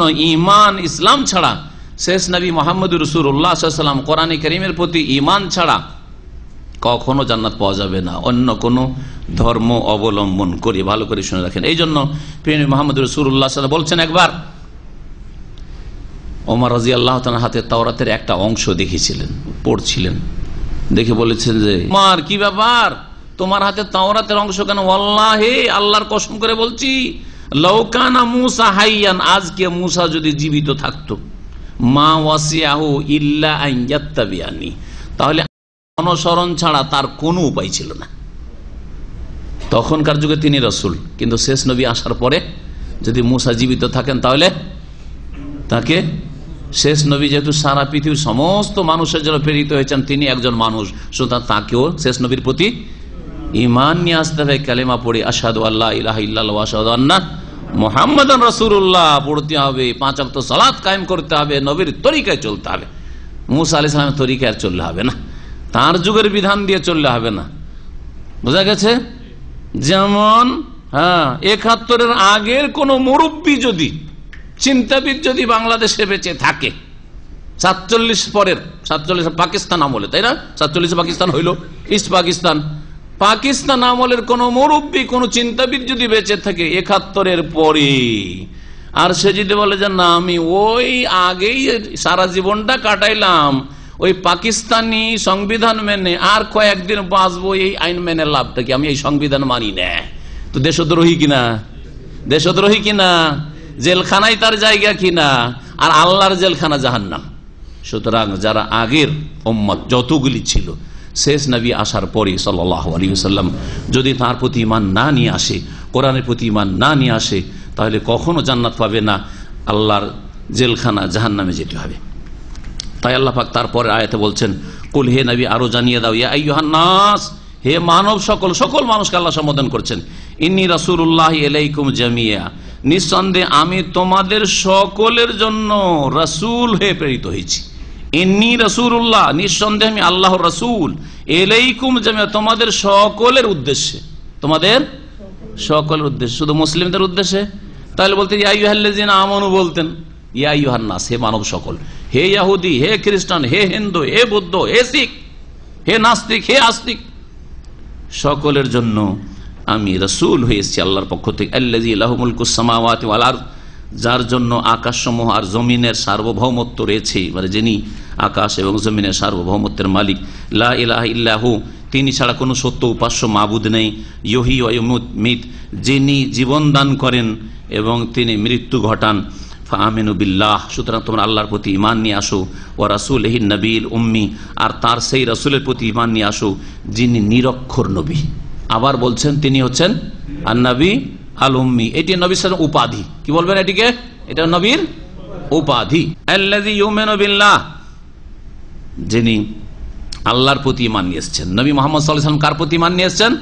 আল্লাহর প্রতি ঈমান নিয়ে এসেছেন। ওয়া কালিমাতিহি, আর আল্লাহর বাণী সমূহের প্রতি ঈমান নিয়ে এসেছেন, কোরআনে কারীম এর বাণী, আরো যেসব আল্লাহ পাকের সৃষ্টিগত বাণী, আদেশ নিষেধ রয়েছে বা আল্লাহ পাক যা ঘটান তার প্রতিও তিনি বিশ্বাসী। ওয়াত্তাবিউহু, তোমরা তার অনুসরণ করো, লাআল্লাকুম তাহতাদুন, যাতে করে তোমরা সঠিক পথ প্রাপ্ত হও। তাহলে বোঝা গেল যে নবী মুহাম্মদ সাল্লাল্লাহু আলাইহি ওয়াসাল্লামের যদি কি করা যায়, ইত্তেবা, অনুসরণ করা যায়, তাহলেই কি পাওয়া যাবে, হেদায়েত পাওয়া যাবে। হেদায়েতকে সীমাবদ্ধ করে দেওয়া হয়েছে নবীর অনুসরণ, নবীর ইত্তেবায়। ওয়াত্তাবিউহু লাআল্লাকুম তাহতাদুন। তারপরে আল্লাহ পাক রব্বুল বলছেন, ওমিন কওমে মূসা উম্মাতুন ইয়াহদুনা বিল হাক্কি ওয়া বিহি ইয়াদিলুন, মূসা আলাইহিস সালামের জাতিতেও কিছু লোকেরা, এক দল ছিল, উম্মাতুন মানে জামাতুন, একটি দল এমন ছিল বা আছে ইয়াহদুনা বিল হাক্কি, যারা সত্য দিয়ে দিক নির্দেশনা দেয়, হক দ্বারা সত্য দ্বারা রাস্তা দেখায়, অবিহি ইয়াদুলুন এবং সত্যের দ্বারা তারা বিচার করে, সত্যের দ্বারা হকের দ্বারা ন্যায়সঙ্গত তারা বিচার করে। মূসা আলাইহিস সালামের উম্মতে একটি জাতি ছিল, আছে বলেছেন, এরা কারা? এরা কারা? নিশ্চিত আগের আয়াতগুলি সামনে রেখে যে ওই সব ইহুদিরা যারা নবী মুহাম্মদ সাল্লাল্লাহু আলাইহি সাল্লামের জীবদ্দশায় ঈমান নিয়ে এসেছিল রাসূলুল্লাহ সাল্লাল্লাহু আলাইহি ওয়াসাল্লামের উপর, নবী সাল্লাল্লাহু সম্পর্কে যখন জানতে পারলেন, মদিনায় একজন বড় পণ্ডিত আলেম ছিলেন ইহুদি, যার নাম ছিল আব্দুল্লাহ বিন সালাম। জানেন আব্দুল্লাহ বিন সালাম? তিনি শুনতে পেলেন যে শেষ নবীর কথা যে আমরা তাওরাতে পড়েছি, বাইবেলে পড়েছি, উনি মদিনায় এসেছেন হিজরত করে। এটাও আছে যে হিজরত করে আসবেন, তিনি মক্কা থেকে মদিনায় হিজরত করবেন। গেলেন যে দেখি সত্য নবী কিনা। চেহারা দেখার পরে, ইসলাম কবুল করার পরে তিনি মন্তব্য করছেন যে চেহারা দেখতেই তিনি বসে আছেন, আর দেখে আমি বুঝলাম যে ইন্না হাযাল ওয়াজহু লাইসা ওয়াজহু কাযাব, এই চেহারা মিথ্যুকের চেহারা হইতে পারে না। এইরকম উজ্জ্বল চেহারা, এইরকম নূরানী চেহারা, এই চেহারা সত্যবাদীর চেহারা, এই মুখমণ্ডল কখনো কোন মিথ্যুকের মুখমণ্ডল হইতে পারে। আর সেই সময় শুনতে লাগলাম মনোযোগ সহকারে তিনি কি বলছিলেন। তারপরে নবী করিম সাল্লাল্লাহু আলাইহি সাল্লাম কিছু ভালো আমলের ফজিলতের কথা বলছিলেন, ভালো কথা বলা, সালামের প্রচার প্রসার, আর গরিবকে অভাবীকে অন্ন দান করা, এগুলি করলে তাদখুলুল জান্নাতি বিসালাম, এই কথাগুলি শুনছিলেন। তারপরে তিনি ইসলাম কবুল করলেন। এইরকমই উমর ফারুক রাদিয়াল্লাহু তাআলা আনহুর আমলে ইসলাম কবুল করেছেন কাব আল আহবার রাদিয়াল্লাহু তাআলা আনহু। কাব আল আহবার বড় একজন আলেম ছিলেন, কাব আল আহবার। এছাড়াও অনেকে ইসলাম গ্রহণ করেছে, আর প্রত্যেক যুগে যুগে ইহুদি খ্রিস্টান ইসলাম গ্রহণ করছে। তাহলে ওদেরকে বোঝানো হয়েছে যে মূসা আলাইহিস সালামের জাতিতে একটি দল রয়েছে যারা সত্য দিয়ে রাস্তা দেখায় এবং সত্য দিয়ে তারা কি করে? বিচার করে। অবিহি ইয়াদিলুন। এই তো ছিল পূর্ণাঙ্গ ঈমান ইসলামের ক্ষেত্রে। আংশিক ক্ষেত্রে প্রত্যেক সম্প্রদায় ভালো মানুষ আছে, এটাই আয়াত বোঝায়। আংশিক ক্ষেত্রে হয়তো পুরোপুরি মুমিন মুসলিম হয়নি, খ্রিস্টান ঘরেরই বা ইহুদি, কিন্তু সব ইহুদি কি খারাপ? হাজারে একটা ভালো হইতে পারে না? হইতে পারে, ঠিক না? মানবতা আছে, জি হ্যাঁ, জুলুম অত্যাচার চাই না। খ্রিস্টান সকলেই খারাপ? আছে, ভালো আছে, সংখ্যা কোথাও কম আছে, কোথাও বেশি আছে, আছে। এইরকমই মুসলিম সমাজে অনেকে আমরা আবেগীয় হয়ে আমরা এইরকম মন্তব্য করে ফেলি। কোন জাতির একজন আপনার সাথে খারাপ আচরণ করেছে, ধরেন উদাহরণস্বরূপ একজন মিশরি আপনার সাথে খুব খারাপ ব্যবহার করেছে, তখন আমরা কি বলি? মিশরি মানে ফেরাউনের জাত। সবাই ফেরাউনের জাত না? ভালো মানুষ আছে? এই আয়াত কি প্রমাণ করে না? আর একটি আয়াত আসছে, অমিম্মান খালাক না বলে উম্মাতুন ইয়াহদুনা বিল হাক্কি ওয়া ইয়াহদিলুন। মূসা আলাইহিস জাতি তো একদল আছে, আর আমি আল্লাহ বলছেন আমার সৃষ্টিতে এক দল এমন থাকবে যারা সব সময় হক কথা বলবে আর হকের রাস্তা দেখাবে এবং তারা হক দিয়ে সুবিচার করবে। তাহলে সব জাতি ভালো মানুষ আছে। বাঙালি কারোর সাথে খারাপ আচরণ করেছে কোন আরবির সাথে, বা দেখেছে কোন একটা ঘটনা শুনে নিয়েছে প্রচার মাধ্যমে যে বাঙালি এই কাজ করেছে, তারপরে বাঙালি মানে ও বাঙালি, সব বাঙালি খারাপ না। ভালো গুণ প্রত্যেক জাতির মধ্যে ভালো গুণ আছে, প্রত্যেক জাতির মধ্যে ভালো গুণ আছে। অনেকের অ্যালার্জি আছে ৭১-এর পরে। পাকিস্তানি মানে এখন পর্যন্ত ভাষা বিকৃত করে, পাক্কা করে না, করে না? আপনাদের অনেকের কাছ থেকে শুনেছি, সেই জন্য বলছি।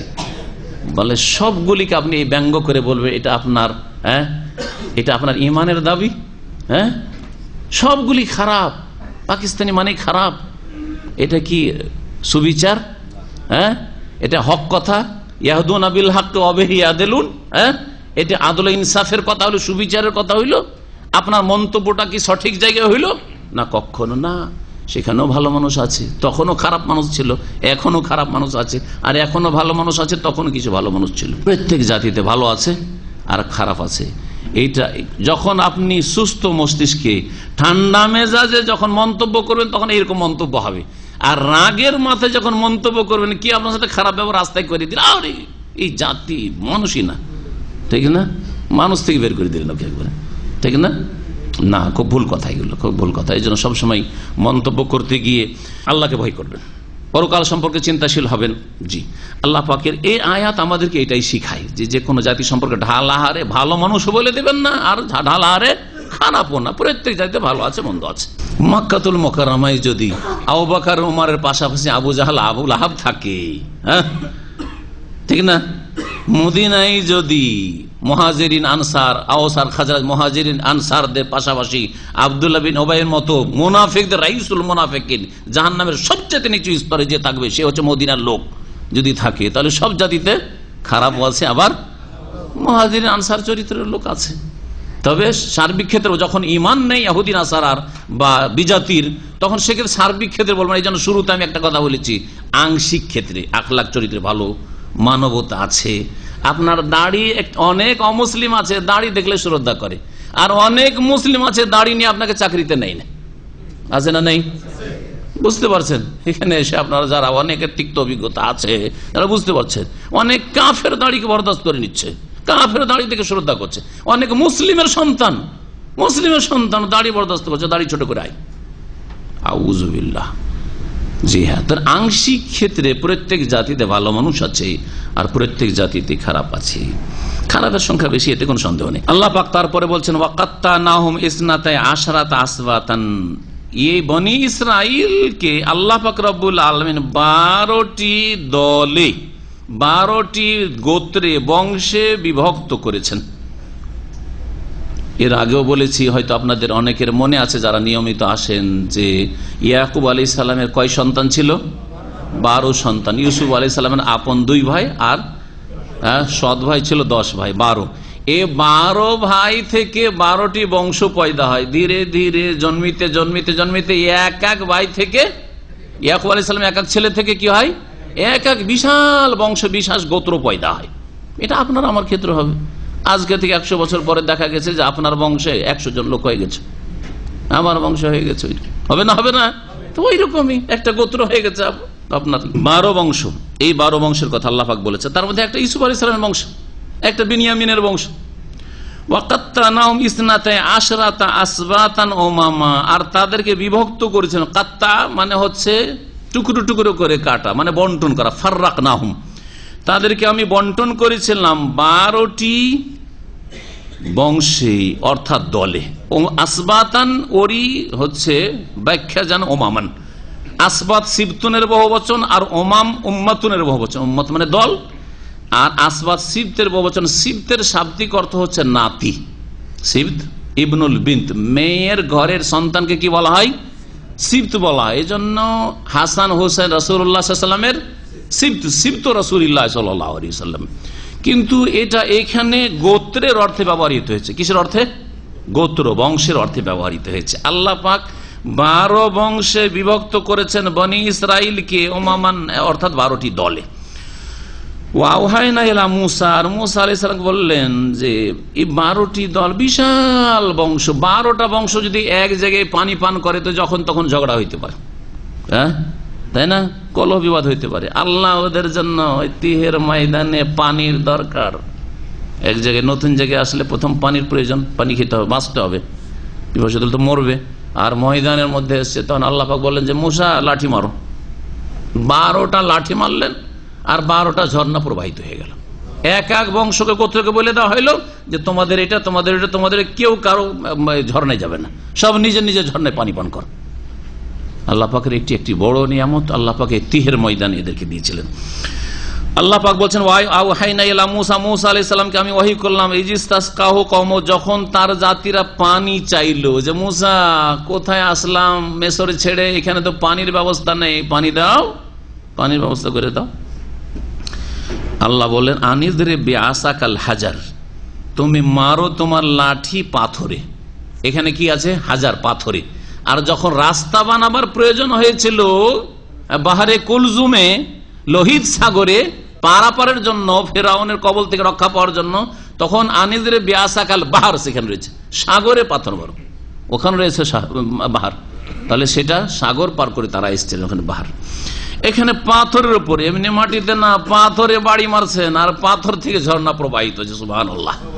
মুসা আলাইহিস সালামের আরেক মুজিজা বলতে পারা যায়। ফামবাজাসাত মিন হুসনাতা আশারাত আইনা, যার ফলে 12টি ঝর্ণা প্রবাহিত হইল, ফুটে পড়ল। জি, যা 12টি ঝর্ণা, 12 বংশের জন্য 12টি ঝর্ণা। কাদ আলেমা কুল্লু উনাসি মাশরাবাহুম, আর প্রত্যেকে নিজের নিজের পান স্থান, পানি পানের জায়গা স্থান জেনে নিল, চিনে নিল। প্রত্যেক বংশকে চিনিয়ে দেওয়া হলো, জানিয়ে দেওয়া হলো যে এটা তোমাদের ঝর্ণা, এটা তোমাদের জন্য, এটা তোমাদের জন্য, এটা তোমাদের জন্য। সব নিজের নিজের ঝর্ণায় পানি পান করো। এ তো পানির সমস্যার সমাধান আল্লাহ দিলেন। ঘর বাড়ি নেই, রোদ, কেমন করে বাস করবেন সারা দিন রাত 24 ঘন্টা? হ্যাঁ, ওখানে এমন নেই যে আজকাল সারা বিশ্ব থেকে হয়তো শরণার্থীদের জন্য চলে আসছে, টেন্ট চলে আসছে, তাঁবুর ব্যবস্থা চলে আসছে, তাও নেই। কোথেকে কি হবে বলছেন? আল্লাহ বলছেন যে মেঘমালা দিয়ে একবার তাঁবুর ব্যবস্থা করে দিলাম, ছায়া, তাঁবুর মতো মেঘমালা। তাঁবুতে তো অত ঠান্ডা লাগে না, সূর্য পড়তে থাকলে ঠান্ডা লাগবে না, কিন্তু মেঘ যদি থাকে ঠান্ডা। ওয়াজালনা আলাইহিমুল গামাম, গামাম মানে হচ্ছে মেঘ। মেঘমালা দিয়ে তাদের উপর ছায়া করে দিলাম, তাদের শামিয়ানার মতো করে দিলেন আল্লাহ পাক রব্বুল আলামিন। ওয়া আনজালনা আলাইহিমুল মান্না ওয়াস সালওয়া, এখন বাকি থাকলো কি? বাসস্থানের ব্যবস্থা হয়ে গেছে, মেঘমালার তলে সারা দিন রাত বাস করব, বাড়ির ব্যবস্থা হয়ে গেছে, ঘরের ব্যবস্থা যেন হয়েই গেছে, তাই না? রোদ লাগছে না, আর পানির ব্যবস্থা হয়ে গেছে। এখন কি লাগবে? পেটে দানা লাগবে, খেতে হবে। আগে খাবার না, আগের পানি। দেখেন কোরআন কি বলছে, আগে কোনটার প্রয়োজন? পানির প্রয়োজন। যদি আপনাদের এখানে খাবার নাও দেওয়া হয়, পানির দরকার, ঠিক না? এই জন্য ইনশাআল্লাহ আজকে পানির ব্যবস্থা হবে। জাযাকুমুল্লাহ খাইর যারা পানি দিয়েছেন, আল্লাহ যেন বরকত দান করেন। ওয়াজালনা আলাইহিমুল গামাম, ওদের উপর ছায়া করে দিলাম মেঘমালা। ওয়া আনজালনা আলাইহিমুল মান্না ওয়াস সালওয়া, আর তাদের উপর নামিয়ে দিলাম খাদ্য স্বরূপ মান্নার হালুয়া আর সালওয়ার গোশত। মান্না এক রকমের হালুয়া, আকাশ থেকে রাত্রে আঠা আঠা হয়ে পড়ে থাকে। জি, আর সেটা হচ্ছে একদম হালুয়ার মতো মিষ্টি, যেমন আমরা হালুয়া বানিয়ে খাই। জি, তো সকালে উঠিয়ে খেতে থাকে। সালওয়া এক ধরনের পাখি, যে পাখিটাকে সালওয়ার ইংলিশে অনুবাদ লিখেছে কোয়েল পাখি। মুফাসসিরিনগণরা বলেছেন যে সেই পাখিটা কোয়েলের কাছাকাছি, ইউসবিহু সুমানা। কোয়েল পাখি, কোয়েল শব্দটি তো ইংলিশ, বাংলা কি বলা হয় বলেন তো দেখি? আঞ্চলিক ভাষা আছে একটা আমাদের, আমরা ছোটকাল থেকে বলতাম, হ্যাঁ, বট্টহর বলতাম। উর্দুতে এটাকে বটের বলে। সালোয়ার তর্জমা করেছে উর্দুতে, উর্দু তর্জমা যারা পড়তে জানে বটের, ওই তো বট্টহর যেটাকে আমরা বলি। আর ধরে ধরে ছোটকালে খেয়েছি আমরা, বাড়ির পিছন দিকে বট্টহর ধরে খেতাম। তখন কোয়েল ফোয়েল বুঝতাম না, গ্রামের লোক, আমরা ওই বট্টহর জানতাম। যে বৈশাখী করলে হবে না, শুধু বৈশাখী করে বাঙালির পরিচয় দিবেন তো কাল বৈশাখীর আজাব আসবে। ভালো করে শুনে রাখ, শুধু বৈশাখী বাঙালি যদি হন তো কাল বৈশাখীর আজাব, বুঝতে পারছেন তো? কাল বৈশাখী, হ্যাঁ, কাল বৈশাখীর আজাব আসবে। জি, এই জন্য কাল বৈশাখীর আজাব, আল্লাহর দিন ছেড়ে দিয়ে বৈশাখী পালন করা শুরু করছে, ওই জন্য কাল বৈশাখীর আজাব। আল্লাহ পাক রব্বুল আলামিন তারপরে বলছেন খাবার দাবার তাহলে ব্যবস্থা হয়ে গেল, কিন্তু কখন আল্লাহ ছিনিয়েছেন? চলতে থেকেছে আজীবন ধরে এই খাবার। আর একটা প্রশ্ন, মান্না সালওয়া তো আল্লাহ দিলেন, কিন্তু চলতে থেকেছে, চলতে থাকেনি, কখন আল্লাহ ছিনিয়ে নিলেন?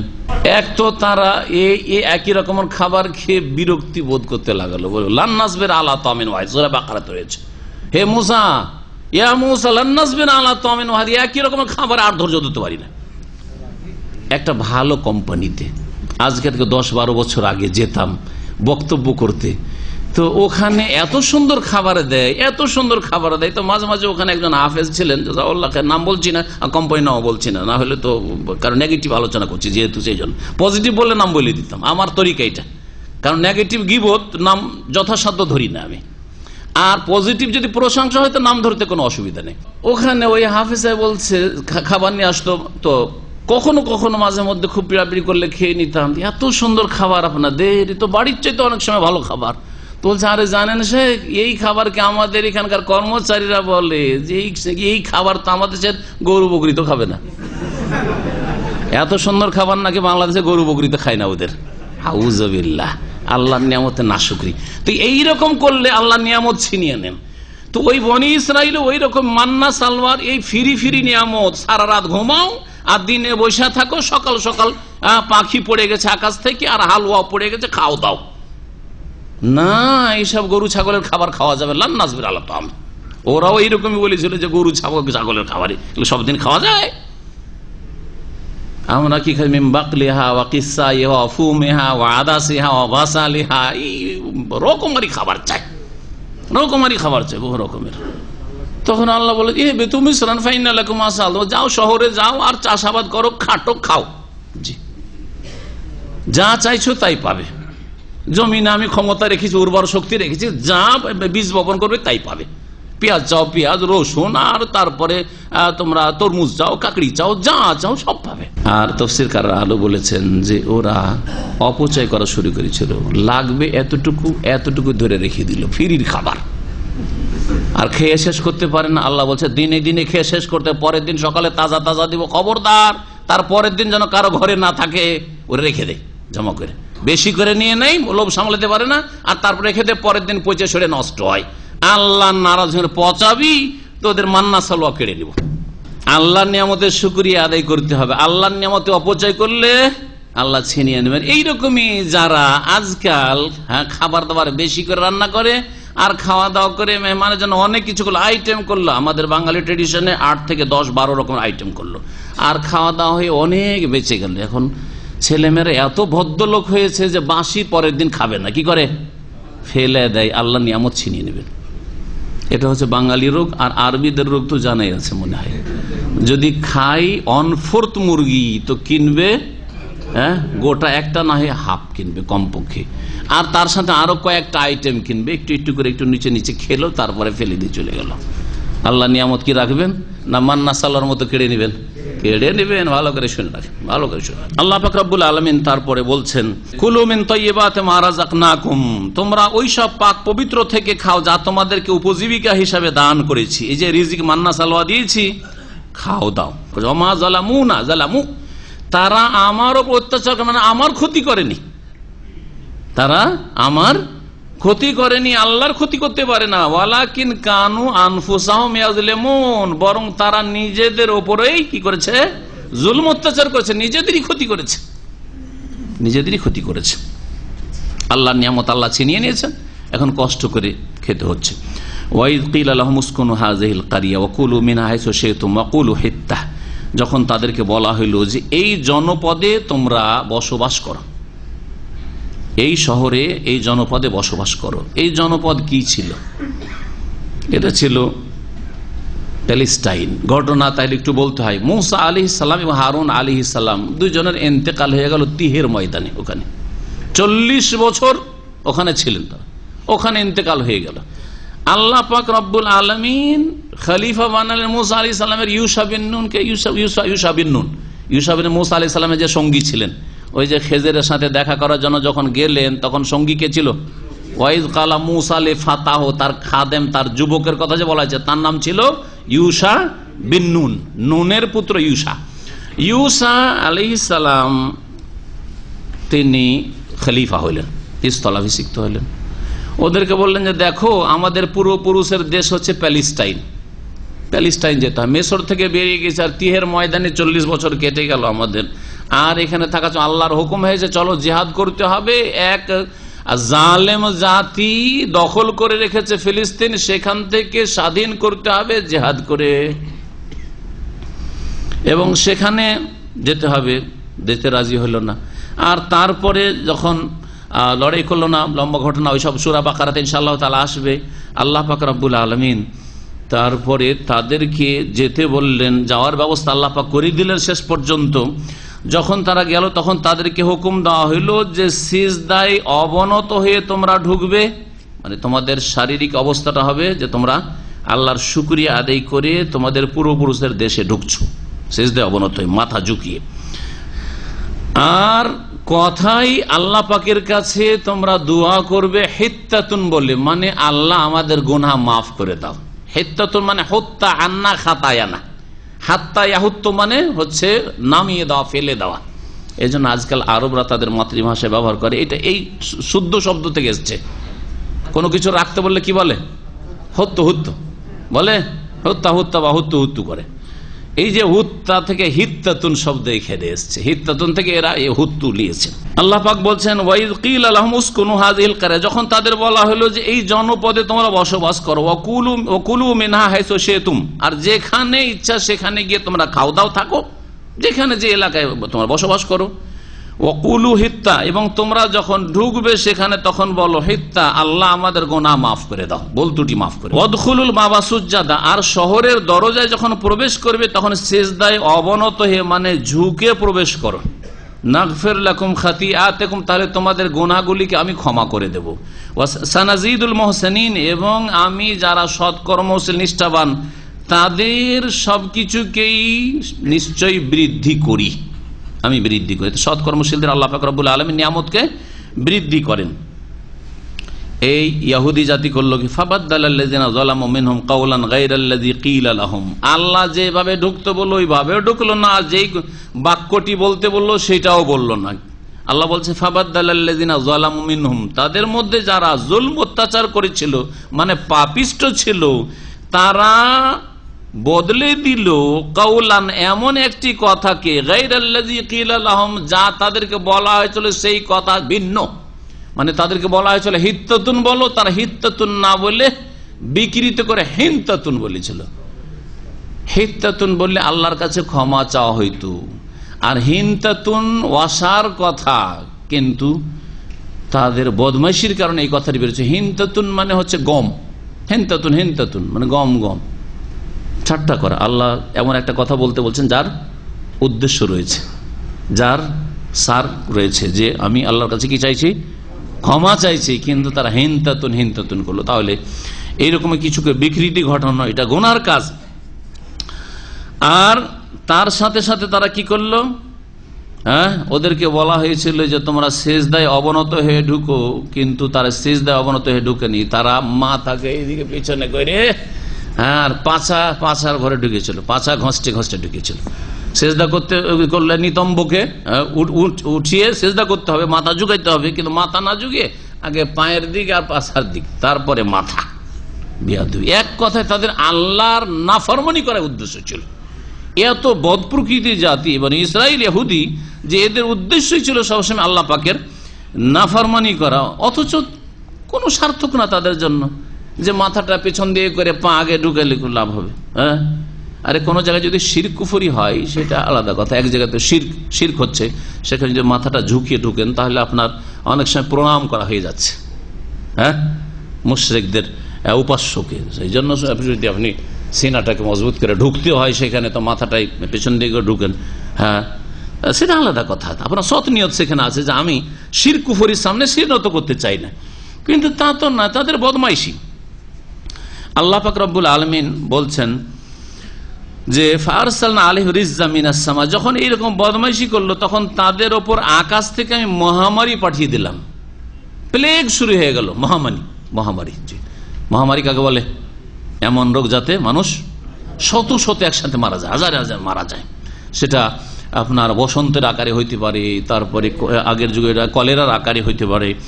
মহামারী চলে আল্লাহ পাকের পক্ষ থেকে, বেমা কানু ইয়াজলিমুন, তাদের জুলম অত্যাচারের কারণে। আল্লাহ পাক রব্বুল আলামিন তারপরে আরেকটি ঘটনা বনি ইসরাইলদের বর্ণনা করছেন।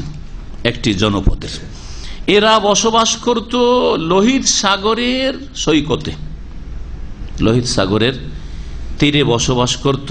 যেই জনপদটির বা যেই শহরটি বা গ্রামটির নাম ছিল অধিকাংশ তাফসীরকারদের নিকটে আইলা নামক শহর। ওখানকার লোকদেরকে আল্লাহ পরীক্ষা করলেন, এইসব বনি ইসরাইলদেরকে। দাউদ আলাইহিস সালামের জাতি ছিল এরা। কি পরীক্ষা করলেন? যে তারা শনিবারে, যেহেতু তাদের ইবাদত বন্দেগীর দিন, ইহুদিদের ইবাদত বন্দেগীর দিন হচ্ছে সাপ্তাহিক শনিবারের দিন, আর খ্রিস্টানদের রবিবারের দিন। আল্লাহ পাক রব্বুল আলামিন যেই দিনটি সবচেয়ে শ্রেষ্ঠ দিন, সেই দিনটি শেষ উম্মতের জন্য মনোনীত করলেন, এবং শেষ উম্মতকে আল্লাহ পাক সেই দিন গ্রহণের তৌফিক দান করলেন। আলহামদুলিল্লাহ, আল্লাহ পাক আমাদেরকে জুমার দিন দান করেছেন। এই জন্য সারা বিশ্বে শনিবার রবিবার ছুটি করা হয়। যারা 2 দিন ছুটি করে, কি করে? শনিবার রবিবার ছুটি করে তারা। শনিবার ইহুদিদের ছুটির দিন, উৎসবের দিন, আর রবিবার হচ্ছে খ্রিস্টান জগৎ চার্চে যাওয়ার দিন। আর মুসলিমরা মনে করেছে ওরা সপ্তাহে একদিন গিয়ে ইহুদি খ্রিস্টান থাকতে পারে, তো আমরা জুমা পড়ে কেন মুসলমান থাকবো না? ঠিক না? এই জন্য এরা জুমা পড়া মুসলমান, আজকাল জুমা পড়া মুসলমান। জুমা পড়ি ভাই, মুসলিম আছি। আল্লাহ এই ইসলাম কবুল করবেন না, ইসলাম আল্লাহ গ্রহণ করবেন না। শুধু জুমা পড়া ইসলাম। 5 ওয়াক্ত নামাজ পড়তে হবে। 5 ওয়াক্ত নামাজের গুরুত্ব জুমার চাইতে সামান্য কিছু কম নেই। আমি জানি না কোন আলেম প্রমাণ করতে পারবে না যে জুমার নামাজের গুরুত্ব জোহরের নামাজের চাইতে বেশি, ফজরের চাইতে বেশি। কেউ প্রমাণ করতে পারবে? জুমার নামাজের বিকল্প রয়েছে, কিন্তু জোহরের নামাজের কোনো বিকল্প নেই। আছে না নাই? জুমার নামাজের বিকল্প আছে। কি বিকল্প? জুমার নামাজ যদি না পড়তে যেতে পারেন তাহলে কি পড়বেন? জোহর পড়বেন। হ্যাঁ, বিভিন্ন অবস্থায় জুমার ছাড় আছে, কিন্তু জোহরের কোনো ছাড় আছে? যতক্ষণ হুঁশ আছে জোহরের কোনো ছাড় নেই। তাহলে জোহর আসরের বেশি গুরুত্ব হইল কি হইল না? জি হ্যাঁ। তো মুসলিমকে বোঝা উচিত যে আমাকে জুমার চাইতে বেশি গুরুত্ব দিয়ে ফজর নামাজ পড়তে হবে। আর জুমার চাইতে বেশি গুরুত্ব না, জুমার সমান গুরুত্ব দিয়ে যদি ফজর নামাজ পড়ে, তো এক ইহুদির মন্তব্য একবার পড়েছিলাম, রেফারেন্স এখন মনে নাই, যে ইহুদি তারা একটা বড় তাদের কনফারেন্সে এই ঘোষণা করেছে যে মুসলিমরা অতক্ষণ পর্যন্ত আমাদেরকে হারাতে পারবে না যতক্ষণ পর্যন্ত তাদের ফজরে জুমাতে যতটা সংখ্যা হয় ততটা সংখ্যা হাজির না হবে। বুঝতে পেরেছেন? আমাদের জুমাতে যত লোক মুসল্লি হাজির হয়, অত লোক যতক্ষণ পর্যন্ত ফজরের নামাজে তাদের মসজিদে হাজির না হইতে পারবে ততক্ষণ পর্যন্ত ইহুদিরা বলছেন আমাদেরকে প্যালেস্টাইন থেকে বেদখল করতে পারবে না, সরাতে পারবে না, আমাদেরকে পরাজিত করতে পারে না। তারা বুঝে যে দুর্বলতা কোথায় আমাদের আছে, কমজোরি কোথায় আছে, অসার কেন আমরা হয়ে গেছি, যে তারা ভালো করে বুঝে। এটা আমাদেরকে ভালো করে বুঝতে হবে। আল্লাহ পাক যেন তৌফিক দান করে। ঘটনা এই যে শনিবারের দিন তাদের ইবাদতের দিন, আল্লাহ পরীক্ষা ফেলে যে শনিবারে তাদের মাছ ধরা নিষেধ করে দিলেন, মাছ শিকার করতে পারবে না, নিষেধ। আর আল্লাহ পাক আর এক পরীক্ষা ফেলে দিলেন, বড় পরীক্ষা, যে শনিবারের দিন তাদের মাছগুলি সাগরের কিনারায় একেবারে ভাসমান অবস্থায় চলে আসে, ঝাঁকে ঝাঁকে মাছ আর মাছ, মাছ আর মাছ, লোভ সামলাইতে পারে না। মাছ যারা শিকার করার নিশা রাখে তাদেরকে জিজ্ঞেস করেন যে লোভ সামলানো কত, সারা রাত জেগে মাছ ধরে, ফজর নামাজ পড়ে না। পরীক্ষা আল্লাহ ফেলে দিলেন যে মাছ দেখতে পাই শনিবারে, আর বাকি 6 দিনে মাছ মোটেই দেখতে পাই না। মাছের লোভ সামলাতে পারলো না, কি করা যায়? আল্লাহ নিষেধ করতে, মাছ শনিবারে ধরতে পারবে না, শনিবারে মাছ ধরা যাবে না। তো কি করতে হবে তাহলে? তখন তাদের একটা দল হিল্লা করলো। আমাদের দেশের লোকের আবার হিল্লা করতে অভ্যাস, হিল্লা করে বউ হালাল করে, ঠিক না? হিল্লা করে ওই সাদকার জাকাত হালাল করে মাদ্রাসার জন্য। এটা খুব গরিব বাচ্চাকে দিয়ে দেয় যে তুই নে, আর নিয়ে আমাকে দিয়ে দে। মাদ্রাসার সেক্রেটারি সভাপতি বলে হিল্লা, হারাম হিল্লা। এইসব হিল্লা কোথায়? ফতুয়া যদি আপনাদের ওইটাই থাকে যে মাদ্রাসায় জাকাত চলবে না, তো হিল্লা করিয়েন না, চলবে না, চলবে না। মাদ্রাসা নিজের পয়সা দিয়ে চালান, অন্য পয়সা দিয়ে চালান। আর না হলে ফতুয়া যদি আসল কোরআন হাদিস মোতাবেক থাকে যে জাকাতের খাতের মধ্যে আছে, তাহলে সেটা আলাদা কথা। কিন্তু এইসব হিল্লাই যাবেন না। হিল্লা করা হচ্ছে ইহুদিদের কাজ। এই হিল্লা করেছিল এরা। কি হিল্লা করেছিল? সাগরের পাশে কিনারায় মাছগুলি আসে শনিবারে, বললো যে ঠিক আছে মাছ ধরবো না, আমরা শনিবারের দিন একটা গর্ত খনন করে রেখে দিই, আর যখন গর্তে ঢুকে পড়ে, বেশি করে গর্ত করে রেখে দেয়, আর ওই গর্তে যখন মাছগুলি ঢুকে পড়ে তখন বাঁধ দিয়ে দেয়, ঘিরে দেয়, আজকে ঘেরা থাক, শনিবারে মাছ মারবো না, মাছ ধরবো না। রবিবার হইতে মাছ ধরে নিল, রবিবার হইতে কি করলো? মাছ ধরল। আল্লাহ হুকুম করেছেন, আল্লাহ যে তোমরা শনিবারে মাছ ধরি, আমরা শনিবারে মাছ ধরলাম না, রবিবারে ধরলাম। বুঝা গেছে? আমাদের পুকুরে গর্তে মাছকে টেনে নিয়ে চলে এসেছি শনিবারে, ব্যাস। যে হ্যাঁ, যে হিল্লা করলো, আল্লাহ হিল্লা বরদাস্ত করলেন, আল্লাহ ধ্বংস করলেন। এই জাতিকে বানর মানি। 3 ভাগে বিভক্ত হয়েছিল এই জাতি। একদল মাছ ওই হিল্লা করে মাছ ধরা শুরু করলো, শনিবারে বাঁধ দিয়ে রেখে দিল গর্ত খনন করে, আর রবিবার থেকে মাছ ধরা শুরু করলো। আর একদল বলছে যে না, এই কাজ করা যাবে না, আমরা করব না। আর প্রথম তারা নিষেধ করলো, কিন্তু দেখলো যে এরা মানা শুনবে না, আমাদের কথা শুনবে না। তখন বললো যে যাও, আদা খাবে, স্বাদ পাবে, আর কিছু বলবো না তোমাদের। ওরা নীরব হয়ে গেল। দ্বিতীয় দল। তৃতীয় দল, ওরা বলছে না, আমরা চুপ থাকবো না, যতদিন পর্যন্ত আল্লাহ আমাদেরকে হায়াতে রেখেছেন এই অন্যায় কাজে বাধা দিব, কারণ আল্লাহর আযাব এদের কারণে আসবে, আর আল্লাহর আযাব আসলে আমরাও বাঁচতে পারবো না। যখন আযাব আসে তখন সৎ অসৎ সবার ঘরে আযাব আসে, ঠিক কিনা? বন্যা আর কাল বৈশাখী আসলে ওই নামাজি আর আল্লাহ ভীরুর ঘরে ঘরে ক্ষয়ক্ষতি হবে না? হ্যাঁ, অবশ্যই ক্ষয়ক্ষতি হবে, তার ফসল ক্ষয়ক্ষতি হবে না? সবারই ক্ষতি হবে। যখন পাপ বেড়ে যায়, পাপই বেড়ে যায়, তখন সৎ অসৎ সকলকে আল্লাহ ধ্বংস করেন। এই ভয়ে আর এই দায়িত্ব নিয়ে আল্লাহর কাছে জবাব দিতে পারো কিয়ামতের দিন। আল্লাহ জিজ্ঞেস করেন যে তোমরা চুপ কেন, বোবা শয়তান কেন হয়ে গেছিলে? না, আমরা বোবা হব না, আমরা বলতেই থাকবো, এদেরকে নিষেধ করতে বুঝাইতেই থাকবো। আর হতে পারে যে বুঝাইতে বুঝাইতে বুঝাইতে বুঝাইতে ধীরে ধীরে হেদায়েত হবে, এরা সতর্ক হয়ে যাবে। এটাও হইতে পারে। দুইটি উদ্দেশ্য, একটা হচ্ছে মাযেরাত রব্বিকুম, আল্লাহর কাছে ওজর পেশ করে, আল্লাহ গো এদেরকে মানা করেছিলাম, নিষেধ করে শুনেনি এরা, আমরা কোন রকমের আসামি তোমার কাছে নই, এদেরকে নিষেধ করেছিলাম। আর ওয়াল্লাহ আল্লাহ ইয়াত্তাকুন, হতে পারে যে এরা আল্লাহকে ভয় করে একদিন ফিরে আসবে পাপ থেকে, অন্যায় থেকে। এখন তো ঘটনা হয়ে গেল, শুধু তরজমা শুনে। আল্লাহ বলছে ওয়াসআলহুম আনিল কারিয়া, হে নবী এই ইহুদিদেরকে জিজ্ঞাসা করো। মদিনায় ইহুদিরা বসবাস করতো, 3টা গোত্র, তারা ঈমান নিয়ে আসতে চায় না। নবী বললেন যে ঠিক আছে, তারা ঈমান নিয়ে আসবে না যে তুমি নবী, ওদেরকে জিজ্ঞেস করো। ওরা তো তাদের পূর্বপুরুষদের ঘটনা জানে, ওদের পূর্বপুরুষদেরকে বানর বানানো হয়েছিল, আর তারা এক সমুদ্রের কিনারায় তীরে বসবাস করত। তো ওদের ঘটনা তুমি বলছো, তো তুমি কোথা থেকে জানলে? ইহুদিরা ঠিকই জানে, কারণ তাদের পূর্বপুরুষদের ঘটনা। আর নবী তো জানেন, নবী তো মক্কার লোক। আর নবী মুহাম্মদ সাল্লাল্লাহু আলাইহি ওয়াসাল্লাম বয়ান করছে, তার মানে তার কাছে ওহী আসছে, ওহী আসছে মানে তিনি নবী, তো তার প্রতি ঈমান নিয়ে আসো। এই হচ্ছে উদ্দেশ্য, এই ঘটনা বর্ণনা করা, কিচ্ছা বয়ান করার উদ্দেশ্য নয় কোরআনে কারীমের। আল্লাহ তাই বলছেন ওয়াসআলহুম আনিল কারিয়া, হে নবী এই ইহুদিগুলিকে জিজ্ঞেস করো, এই মদিনার ইহুদিদেরকে, আনিল কারিয়া ওই জনপদ সম্পর্কে, আল্লাতী কানাত হাদিরাতাল বাহরে, যা সমুদ্র সৈকতে অবস্থিত ছিল। হাদিরাতাল বাহর মানে আলা শাতিল বাহর, এখানে শাতি বলছে, সমুদ্র কিনারাকে কি বলছে? শাতি। হাইয়ু শাতি বলছে না, যে এই শাতি, ওই শাতি হচ্ছে হাদিরাতুল বাহর, সমুদ্রের তীরে অবস্থিত ছিল যে জনপদ। ইজ ইয়াদুনা ফিস-সাbt, যখন তারা সীমা লঙ্ঘন করা শুরু করেছিল, ফিস-সাbt শনিবারের দিনে। ইজ তাতিহিম হিতানুহুম ইয়াওমা সাবতিহিম শুরআন, যখন তাদের মাছগুলি তাদের শনিবারের দিনে ভাসমান অবস্থায় প্রকাশ্যে আসত। শুরআন মানে বারেজান জাহিরান, ভাসমান হয়ে ভেসে আসত মাছ, মাছটি দেখা যাচ্ছে উপরে। আর যেদিন তাদের শনিবার হইতো না, সেদিন তাদের কাছে কোনো মাছ আসতো না। হিতান হুতের বহু বচন। কাযালিকা নাবলুহুম বিমা কানু ইয়াফসুকুন, তাদের পাপাচারের কারণ এইভাবে তাদেরকে আমি পরীক্ষা করেছি। আল্লাহ বলছেন তাদেরকে আমি পরীক্ষা করি। মানব জাতিকে আল্লাহ পাক মানুষের পাপের কারণে এইভাবে পরীক্ষা করেন, আর এই জাতিকে আল্লাহ এইভাবে পরীক্ষা করেছেন।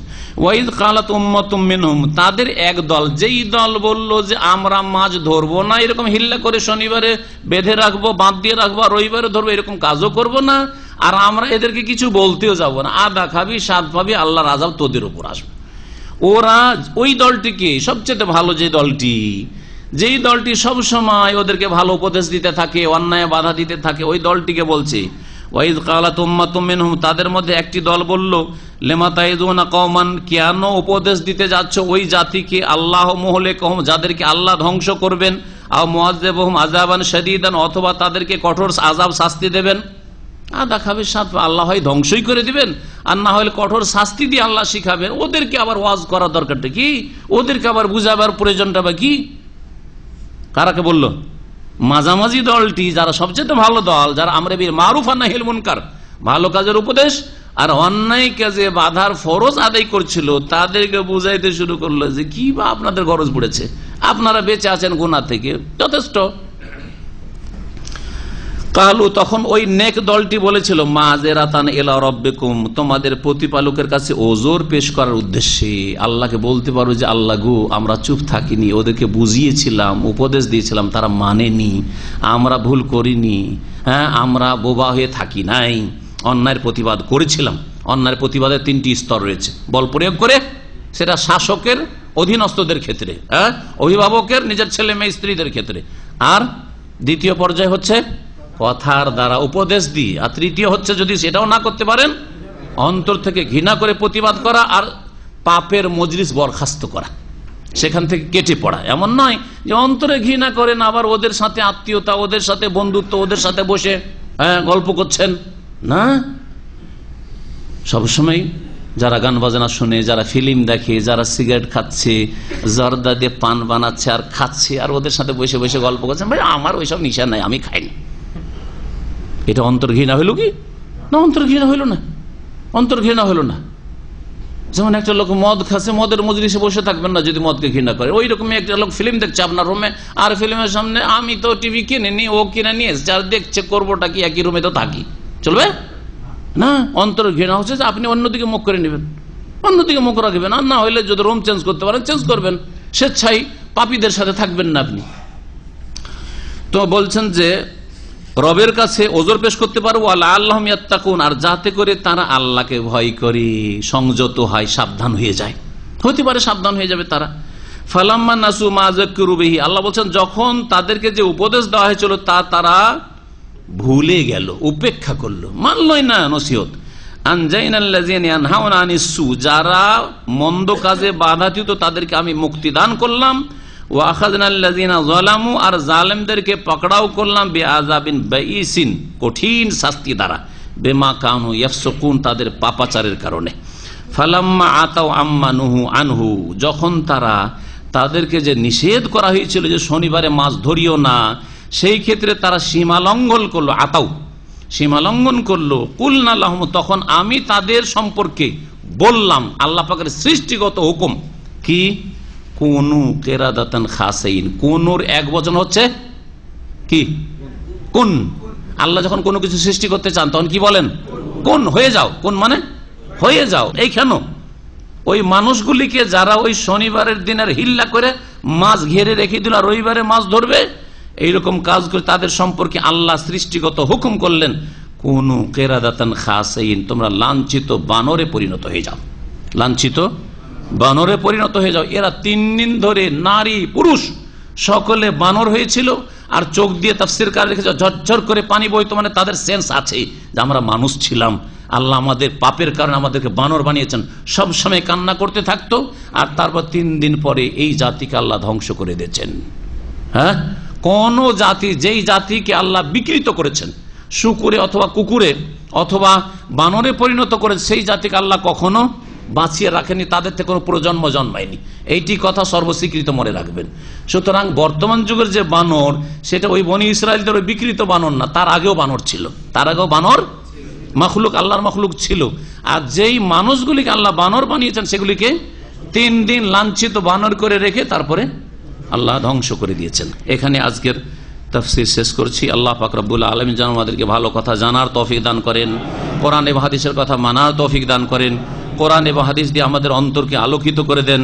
আল্লাহ পাক রব্বুল আমাদের ঈমানকে বৃদ্ধি করে দেন। আল্লাহ আমাদের জান্নাতুল ফিরদৌস দান করেন। সুবহান রাব্বিকা রাব্বিল ইজ্জাতি আম্মা ইয়াসিফুন ওয়া সালামুন আলাল মুরসালিন ওয়াল হামদুলিল্লাহি রাব্বিল আলামিন।